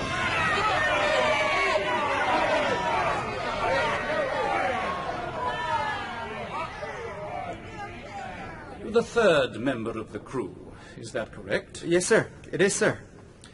And tell me, Wootton, Thomas, what you remember of that night. Well, I've been at the tiller, sir, most of the time, and negotiating the locks alone. And why was such an arduous duty delegated to a young lad like yourself? Oh, because the other two were a good half seas over, sir. That much is concurred upon by all. And when you were at the tiller, Thomas, could you hear what was going on in the rest of the boat? It depends how loud it was, sir. Could you, for instance, and I apologize to the court for asking this question of one of such tender years, could you hear love-making going on? Depends how loud it was, sir.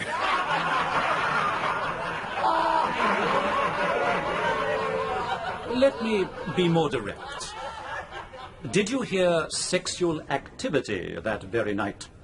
I did, sir. Shortly after we'd left Summit and Deep Lock. I see. And was the aggressor in that activity Oldfield, or was it Musson? Well, that I couldn't say, sir. Very well. And after this unspecific activity, what happened? Well, Miss Franks came on deck, sir, and said she would walk the towpath were all the way to Oxford. Did she? And she never afterwards returned to the boat? Not that I saw, sir, no. Though it would be possible to slip aboard again in the dark. Possible to slip aboard, or possible to slip off. Isn't that right? Well, I suppose. Because that is the final piece in the jigsaw. After Joanna left the boat, Oldfield, or Musson, or both, secretly followed her, did away with the poor woman, and then returned to feigned sleep until they were awoken by this weary lad some 2 hours later, at which point they shamelessly expressed agitation that their passenger was missing, and went off pretending to look for her.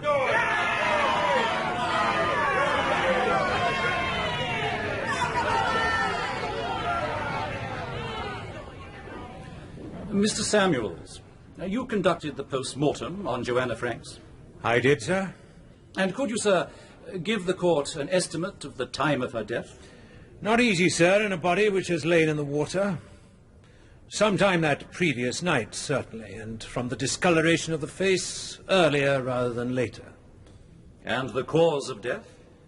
Again, difficult to say. Some bruising on the face may have been caused by blows, by incidents in the water after death, or by holding the woman tightly from behind. On the whole, sir, I think the most likely cause was forcible drowning. Forcible drowning? And can you tell me, sir, how the body was dressed when retrieved from the water? To the best of my knowledge, it was fully clothed, apart from bonnet and shoes. And there were no other signs of violence? There was one. The calico undergarment which the woman was wearing had been ripped widely across the front. And we have the very garment. Is this not it, sir? It is. Thank you, sir. Thank you, sir. And there was one final witness, whose pathetic appearance drove home the horror of what had happened, who evoked the greatest feeling and the widest sympathy. This was Charles Franks, the husband of the dead woman. I'm sorry, I cannot bear it. To be under the same roof as her murderers. I cannot bear to look at them. We will be brief, Mr. Franks. You must simply confirm to the court that you identified your wife's body. Her face was awful. But was there not a mark? There was. A birthmark behind her left ear. And this was on the corpse? It was, sir. It was. And if any other corroboration were needed, the poor woman's shoes, later found in Joanna's cabin on the Barbara Bray, matched in the minutest degree the contours of her feet. At the conclusion of the hearing, after a lengthy summing up, the jury retired to consider their verdict. 3 days. Sir? I mean, sorry? You've come up for report, and that's the decision. 3 days, and you're out. Normal meals from here on, half rations of medication, and try the odd walk around the corridor for exercise. Sister McLean tells me you're all but a well man. Does she? And Sister McLean is a real expert, believe me. Seems to think you're a fundamentally strong type, and apart from the kidneys and your liver and your stomach, I'm inclined to agree. You may well last till 60 if you kept down on the booze. Been at the cupboard yet?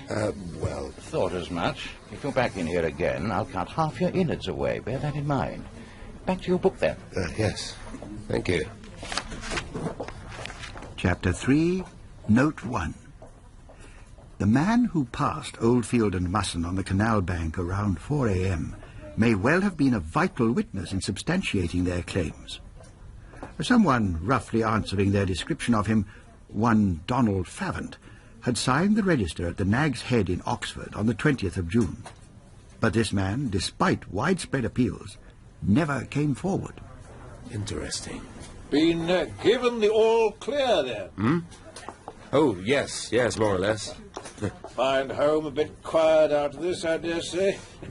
Nothing like the ward for a laugh and a chat, is there? I like a joke myself. That's why I'm called Waggy, you see. Walter's a real name. Not disturbing you, am I? Yes, but while I'm disturbed, let me ask you a question. What's a friendly society, Waggy? Now, you've got the right man there. The friendly societies were the forerunners of your present-day insurance companies. Everyone got together to pay in a certain amount which they could later draw on if they were sick or retired. Next question. Where can I find some peace around here? Oh, well, you could try the library. That's always empty. Hospital has a library? Floor below, far end of the corridor. Colonel used to like it there when he could get up and around. Did he? Then that could be my first little adventure. Daughter'll be in again today. Saw you were starting to get on. Books, you see. Be wanting to see her again, will you? Yes, if I'm not back. I'll send her down. Don't you worry.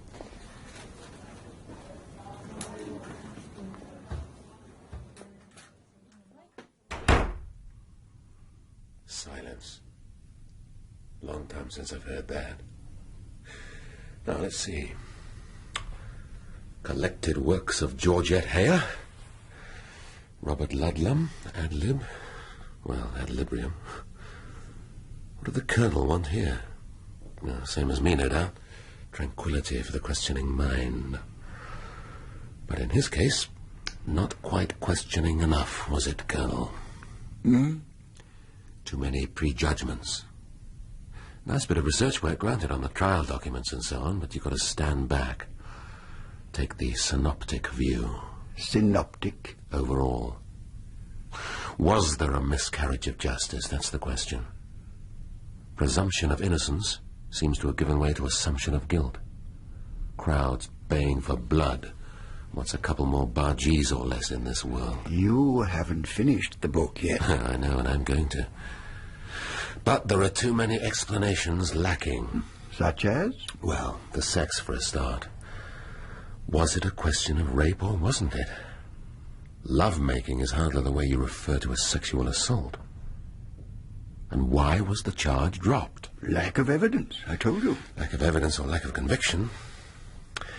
How do we know? How do we know Joanna Franks wasn't leading those men on? That's a very unfashionable remark. I'm the old buffer here. All right, but it at least provides an explanation for why they're alternately damning and blasting her and then effecting reconciliations. Now, how would you feel on a long journey prompted by drink if a woman seemed half the time to be offering herself and the rest of the time... I am dead, Morse. Fair enough, but I know how I'd feel. And what about the charge of theft? That seems to have quietly slipped away, doesn't it? She didn't have two pennies to rub together, as she maintained. Why was there even a suspicion of theft in the first place? What was in those 2 travelling boxes she'd brought on board? If I knew... The shoes. Wasn't this about the shoes? She stride off down the canal bank without them? Too many questions, Morse. That's what I said. Then let me ask you one. If the boatman didn't murder Joanna Franks, who did? I was a mere researcher. You're a policeman.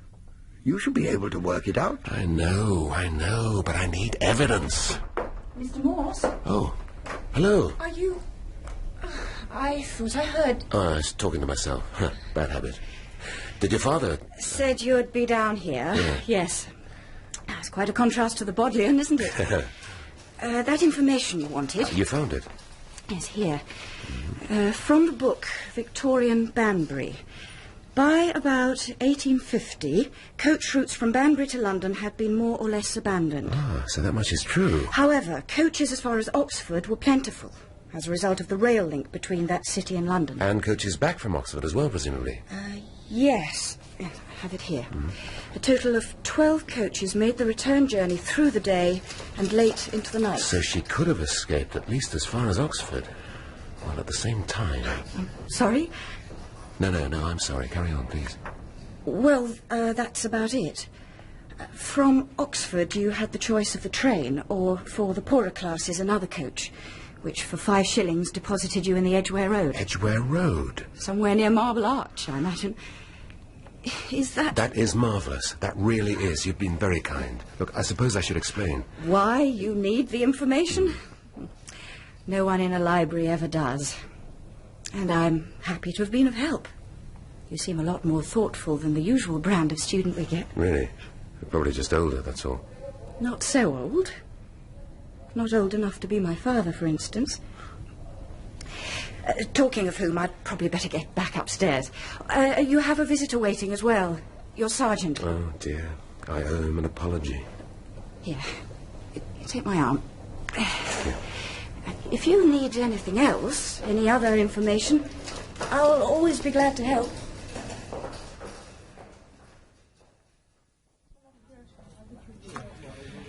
About yesterday, Lewis. Yesterday, sir? I wasn't very polite. Polite, sir? Don't keep repeating everything I say, Lewis. This new habit of apologizing to people's bad enough as it is. Yes, sir. Sorry, sir. Anyway, I kicked you out without ceremony after you'd gone to the trouble to bring me that map, and it was ungrateful, that's all. Well, sir, gratitude's never been your strong point, has it? Main thing is, you're on the mend. Yes, I am, Lewis. I am. Particularly due to a very interesting case.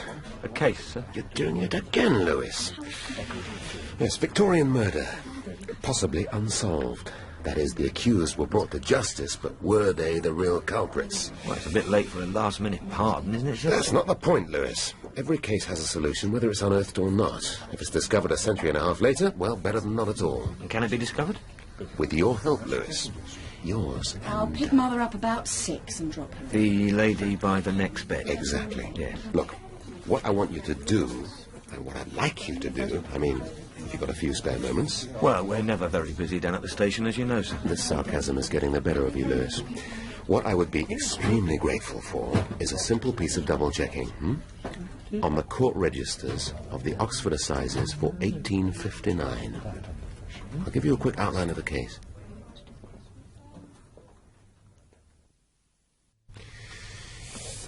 Now then, Colonel. Part 4. A pronounced sentence. Interesting. Oh, yeah. Yes. It's the Colonel's book, previous occupant of this bed. Oh, yes. Lovely old man. Yeah, was he? Always polite. A real gentleman. That's what women appreciate, is it? It's what I'd appreciate. My chap, he... Why? Nothing. Here, the tablets. Okay. Well, he's a bit older than me. In fact, it was his 40th birthday yesterday. We had a party. Sounds like fun. Should have been. Except he got involved in a fight over me. Said I was flirting. And were you? Not really. It's just he's so possessive. If only I could meet someone civilised. What's your idea of civility? I don't know. A candlelit meal, intelligent conversation. Ah, well, I'll bear that in mind. I didn't mean Little that. Greek restaurant I know in North Oxford.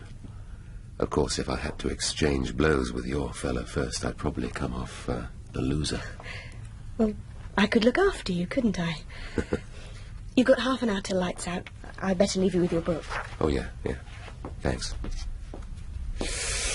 Well, things are looking up. A pronounced sentence. Oh, yes. Yes. After an absence of 3/4 of an hour, the jury returned to the court, which waited with breathless anxiety for their verdict. And how do you find the accused? We are unanimous in finding both Mr. Oldfield and Musson guilty, my lord.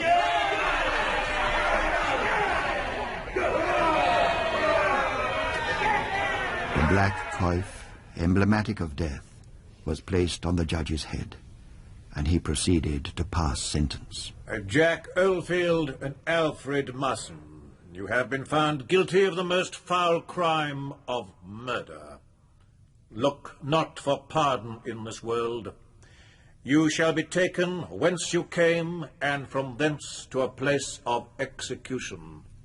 After the trial was over, the two men persisted in maintaining their innocence, but to no avail. Oldfield and Musson were duly hanged in public at Oxford, where, according to newspaper reports, as many as 10,000 people witnessed the macabre spectacle.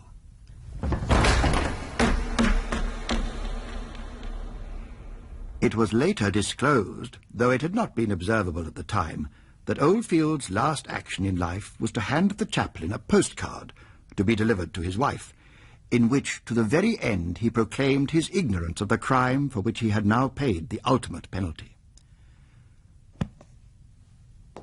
Lights out. Lights out, everyone, please. Note of compassion at the end there, Colonel. Up to you now, Morse.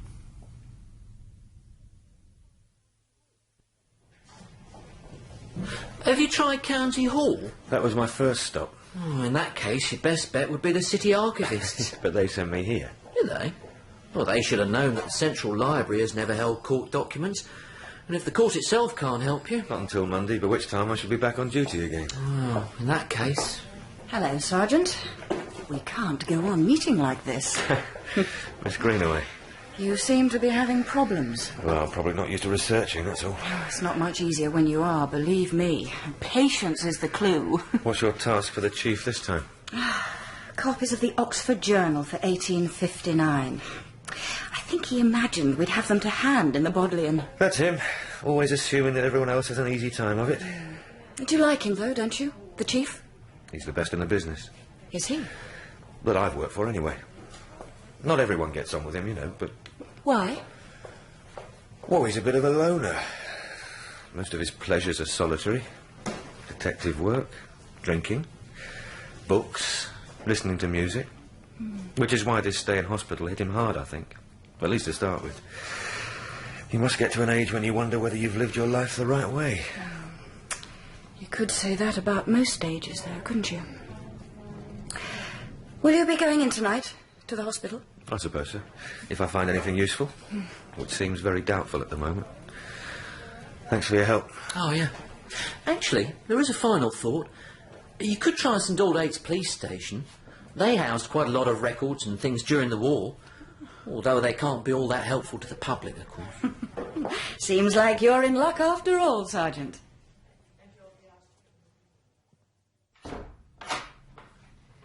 There you are, sir. It's all yours. Or at least I wish it was. How long have you been chucking stuff in here? It's a kind of storeroom. Legal relics and mementos. In short, anything no one else wants. And how far does it go back? The Cain and Abel case, at least. We're supposed to put it in order, but then people keep asking us to fight crime as well. Oh, I don't know. I was expecting a few piles of documents, not something that looks like the aftermath of a warehouse explosion. Sorry about that, sir. Actually, I'm on my lunch break at the moment. There, off you go, Constable. I'll have a wade through on my own. You see, I told you she was worth her weight in gold. You don't get to be top dog at the Bodleian for nothing. Dad! Now, if she was as good at finding a husband as she is at digging out facts... Dad, now, that's enough. Sounds as though you're trying to sell me to Mr. Morse. Well, it's the information, really. Excuse me if I'm out of order. You two chat between yourselves. Yes, sir, there'll be something on the radio. Oh, dear. I shall have to make it up to him now. Just that he can be a bit of a trial sometimes. He's proud of me as a career woman, but he wants me to be someone's housewife as well. Anyone in particular? I don't think he's fussy.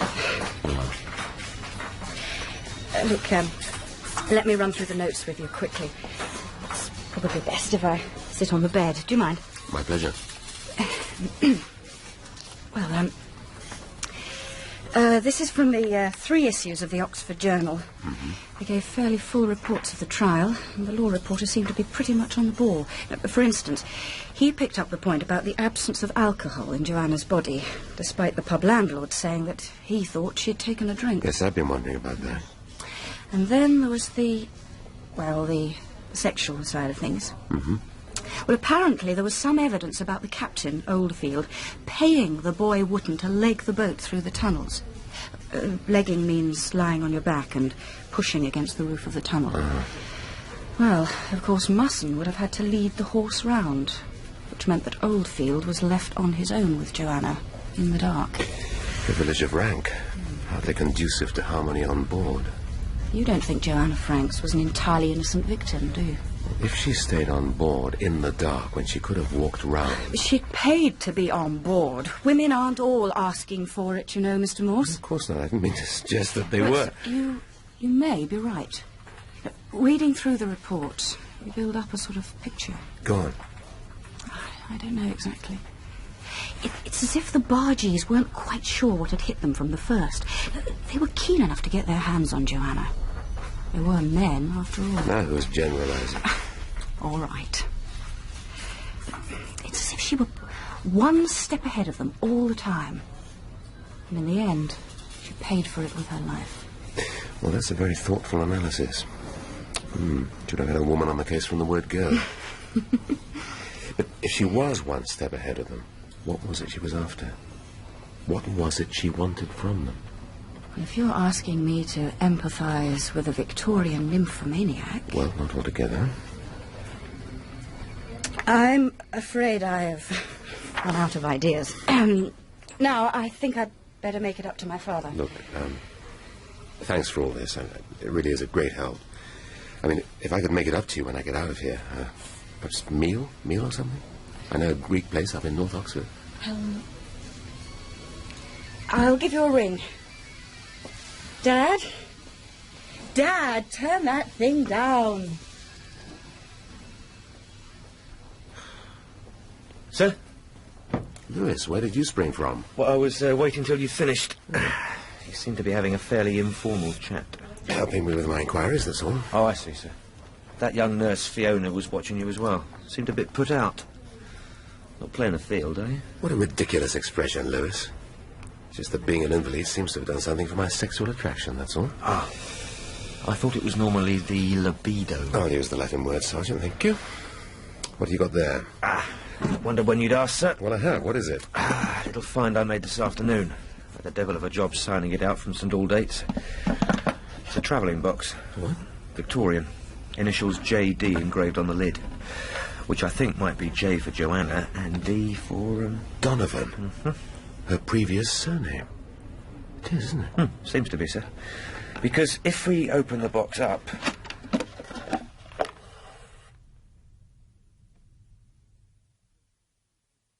A woman. What I need is a woman. Not any woman, either. In the absence of which... I wonder... Just a measure gone. Well, one more wouldn't hurt, would it? Not this time. Nearly there. A step away. Connection to be made. There. Now. Shoes. Underwear. Joanna Franks.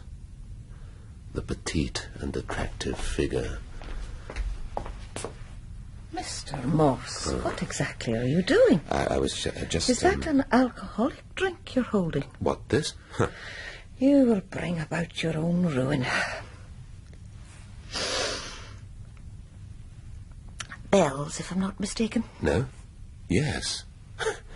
It's quite impressive. I prefer a single malt myself, but still... I mean, well, do help yourself. While I'm on duty, Mr. Morse. No, of course. And you, given that you'll be leaving us shortly, may choose your own fate. Here. Oh, thank you. Oh, actually, sister, before you go, you might be able to help me. Help you how? I was wondering, what size shoes do you take? I beg your pardon. Because I can't help noticing that you're slightly built. I mean, you're small-boned. That is, Petite. Exactly, yeah.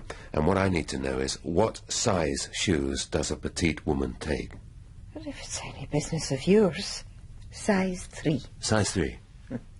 Well, it doesn't help much, does it? Because I don't know what size. Look, sister, next to the bed there. See that box? Yes. Now, if you open it carefully, it's something of an antique. Mr. Morse, what are you playing at? Just a few moments of your time, please. Right there now. Now look inside.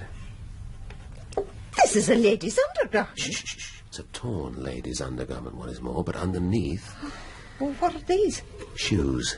Rather shriveled, I'm afraid. I'll have to take that into account. But if you could try them on... Mr. Morse, there's something very strange about your mind. Quite aware of that. I just hope it's intelligence. Please, just put your feet up against them if you prefer. That's all I need to see. Very well. There. Ah. Well, what does that prove? That I'm not Cinderella? Well, you're not one of the ugly sisters either. Oh, thank you. What are they, do you think, size? 4, 5? 5, possibly. Yes. Well, you've quite finished with me. Everything I need to know. It all begins to fit together. Good night, Mr. Morse. I shall leave you to your perdition. Yes. Yes. Darkness into light. It's like emerging from a canal tunnel. Though not at night. No. Because it happened at night, didn't it? Sometime after midnight. Sometime in the early hours. Miss, you all right? No. Where are you going? I shall leave this boat, and I shall not return. I will walk the footpath, though it be all the way to Oxford. Yeah, miss, mind the jump. Oh, miss!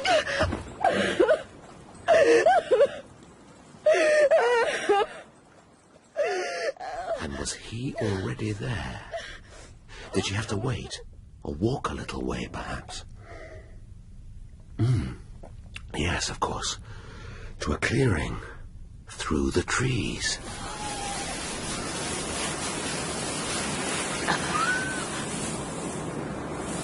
Are you there? Is that you? Frank? Here. Oh, how are you? How have you been?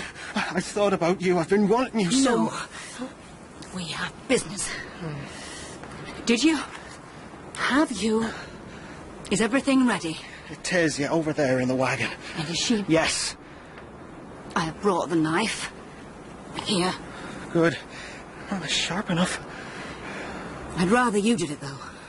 I don't really want to see her. There's no need. The boat will be slowed at Shuttleworth Lock.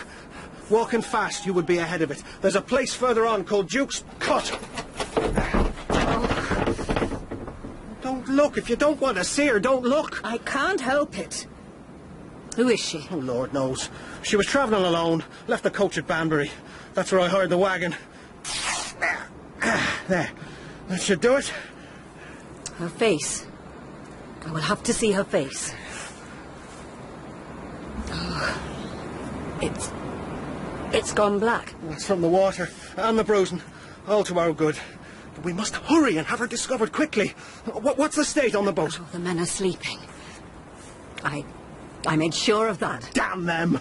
They'll be damned all right, don't you worry. And the boy cannot leave the tiller, so... Yes, the shoes, then. Will we have time to get them on board? We must.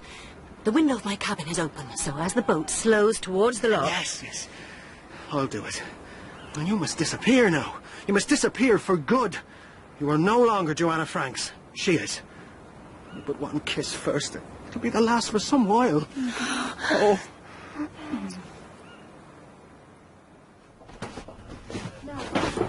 Well, it's goodbye then. Looks like it. Be someone else in the bed tomorrow? Tomorrow? By lunchtime, probably. Which is why I have to get it made. Yes, of course. How are things at home? Oh, his thick lip's gone down. I think his pride hurts more than anything. Look, about the Greek meal. I think that was a little fantasy, wasn't it? Well, not entirely. I'm not really the sort of woman you'd want to take to dinner, am I? Well, why not? You're... Whatever I am, I'm not a librarian in the Bodley. I think she'd be much more your type. Goodbye, Mr. Morse. But... Goodbye. Oh, Lewis. Yes, sir? Nothing. Ah. So how does it feel to be out in the great wide world then, sir? Anticlimactic. Oh, I forgot to say goodbye to Waggy Greenaway. Must have been watching EastEnders. Is it on in the morning? Don't think so, sir. Still, there's always his daughter, isn't there? Take the leer out of your voice, Lewis. Home, I take it, sir, is it? Well, I'm not going into the station. I've been signed off for a fortnight. Plenty of time to relax, then. Is it the ring cycle takes that long to listen to? Not quite, but you're learning, Lewis. I've got a little more to do than relax, though, and so have you. That's true, sir. I've got to work. Yes, but there's one more thing you can do for me. Thought there might be somehow, sir. What is it? Quite simple, really. I want to know the procedure in the Irish Republic for the exhumation of corpses. For what? You see, Lewis, the Joanna Franks case is one of the most beautiful little deceptions we've ever come across. Not to mention one of the most blatant miscarriages of justice. Sir, are you allowed coffee? Make it weak. And pay attention. Sorry, sir. Beautiful deception, miscarriage of justice. The problems inherent in the case, almost all of them, are resolved immediately if we take a small step into imaginative probability. Yes, sir. You've just lost me. Look, a court today would never have found those two men guilty on such slim evidence, agreed? We'd certainly never have got a result on it. Bit on the circumstantial side. Bit. When you analyse the prosecution case, it boils down to one thing. Everything hinges on the identification of the body, doesn't it? And even there, the face is probably barely recognisable. The fact that a pair of shoes fit the corpse. Yeah, but and the birthmark behind the ear, sir. Don't forget that. The husband specifically said... Yeah, all right. We'll come to that in a minute. Question is that if the body wasn't Joanna's, if it was a woman killed at some point earlier... Sir? Killed by forcible drowning, certainly. Probably in a horse trough. Yes, a horse trough. Somewhere near the coach stop in Banbury. Because if you remember, Joanna Franks was inquiring about coaches which arrived in Banbury. But killed by who, sir? Well, by an ostler, of course. He'd have every excuse to be hanging around a horse trough, wouldn't he? Plus, he'd have been able to identify the most appropriate passenger. I mean, some poor girl travelling on her own, not likely to be missed. Even if she was, no computer networks, no nationwide broadcasts in those days. Sir, I'm really not... Listen. He has the body in a cart. He rendezvous with Joanna. Yeah. Slices the undergarment to make it look as though his victim was raped. No semen tests in those days either, Lewis. And then the shoes, the victim's shoes, quietly slipped aboard. Of course, they fitted her perfectly. Although I'm pretty sure they'd been too big for Joanna Franks. And then, finally, a short time later, the unfortunate girl herself. Well, what's her? Dumped unceremoniously in the canal. Whoever she was now Joanna Franks. The dead Joanna Franks. If I'm with you, sir, it's rather terrible to think of, isn't it? Yes, dreadful. One murder unsolved and two men wrongly hanged for another which never took place. No, Joanna Franks was not the victim. If I'm right, she was the mastermind. Yeah, but wait a minute, sir.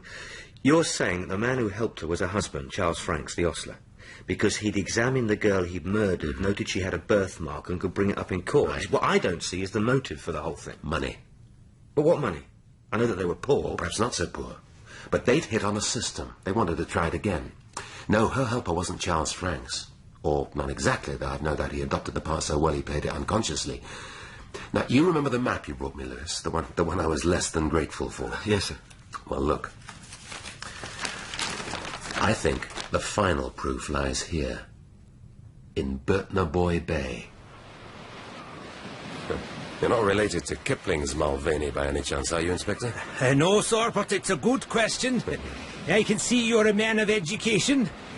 My family are all of the Mulvaneys of Cork, as far back as they go. And father and son in the Garda.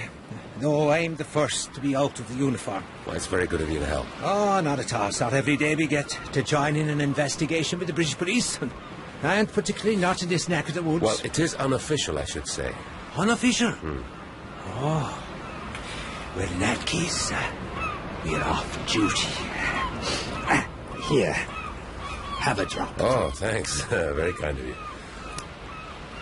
Oh, gosh, powerful stuff. Well, keeps the damp out of your bones.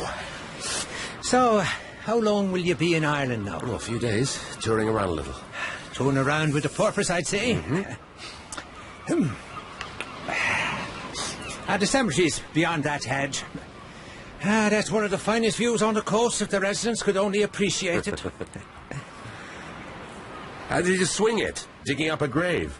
Who's the bother? No one comes out here anymore. After all, we're only taking a peep inside, aren't we? That's the idea. Mind the brambles now.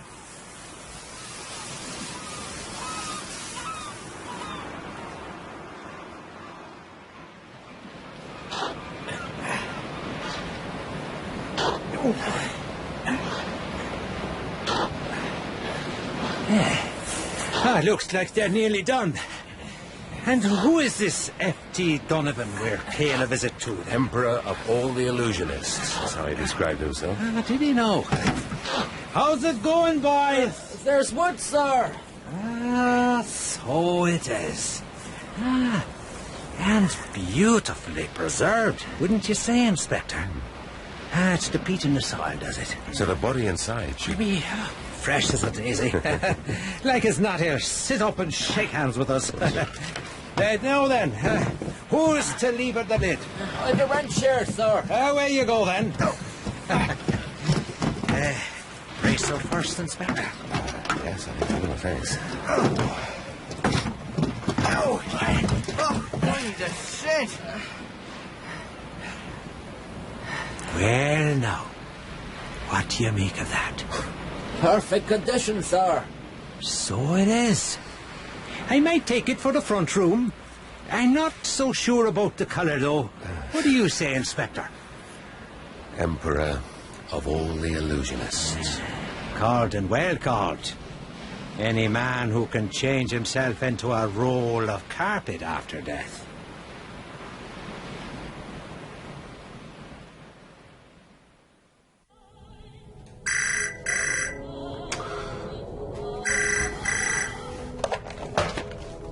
Morse. Hello, it's Christine Greenaway. Oh, hello. Just wait a minute, will you? I wondered whether you'd ring. Well, there was one more task you gave me. You made me sound like a slave driver. And aren't you? I was happy to do it. The insurance tables. Yes. Did you... Well, they took some finding, tucked away in the stacks, but here we are. This one's for 1859. The premiums are graduated, of course. By age next birthday. Why, she'd have been 39. Though I suppose they'd have taken out a policy a year or two earlier. Wouldn't have made much difference. Inflation doesn't seem to have been rampant. Let's see. £3, 8 shillings. £3, 8 shillings a year. So if they'd had a policy for 2 years, that would have been a net cost of under £7. The payout on death? 100. Yeah. It's not a bad investment, is it? £100 would go a long way in those days. And if it wasn't the first they'd pocketed. How do you mean? Little discovery I made in Ireland. Look, I could fill you in on the whole thing over dinner. Remember the Greek restaurant I mentioned? Bring my holiday snaps along. Well, actually... All right, fair enough. I'll leave the holiday snaps at home. No, it's not that. It's, the thing is, there's someone here. Ah. A man? Yes. Sorry. I couldn't say anything in hospital. My father's rather old-fashioned about living in sin. I see. How is your father, by the way? Fine. Coming out Thursday. I enjoyed working together. If that's what we did. Yes, I think that's what we did. And I enjoyed your company. I have to go. I'll think about you from time to time. Thanks. I'll do the same. The libido or the attraction? Who knows? Still, I got something out of being in hospital. Thank you, Colonel. Thank you profoundly. 100 pounds clear of tax. If they made the same on Donovan's death, might have lasted them a lifetime. Lewis! Yes, sir. Well, sir? What about welcome home, Inspector? Oh, yes, welcome home, sir. Thank you. But was he there? He was not. And I was right. What, the insurance fiddle? Well, Joanna's father was in the business, wasn't he? She must have seen the possibilities early. And after Donovan's faked death went so smoothly and the company paid out... They decided to try it again. Only this time they insured her. Donovan reincarnated himself as Charles Franks from Liverpool. Are you certain of that, sir? Certain as a roll of carpet in a coffin. No, more than that. Listen, do you remember, on the evidence, there was a man who passed along the canal bank that night, a man whose description matched that of one Donald Favant, who never came forward? Yes, sir. Well, what is Don Favant almost an anagram of? An anagram? F.T. Donovan.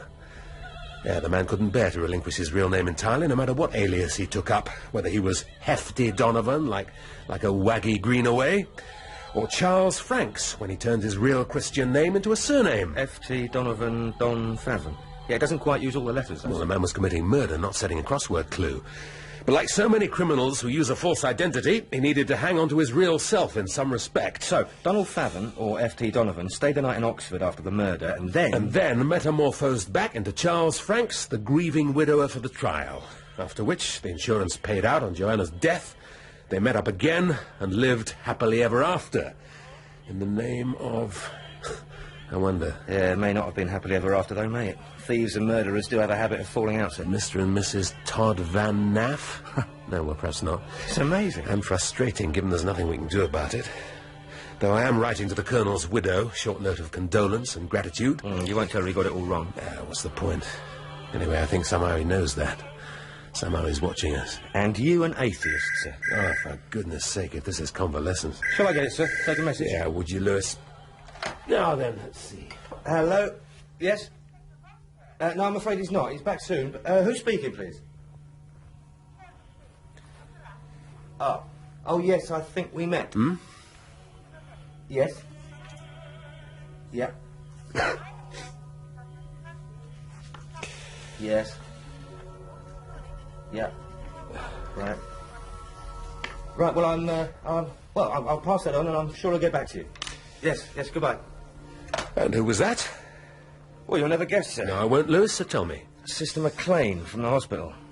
She got your number from the files. Not being recalled for a service, am I? No, not quite, sir. She's off duty.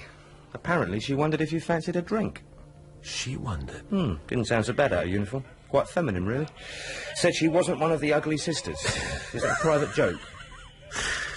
She leave her number, Lewis? Yes, sir. And her address. Are you going to... Am I going to? Do I ever turn down a drink, Lewis? Well, no, sir. Just at this moment, there is nothing I fancy more. Well, very little, anyway. Turn the record player up, will you, Lewis? Yes, sir. I'm off to get changed.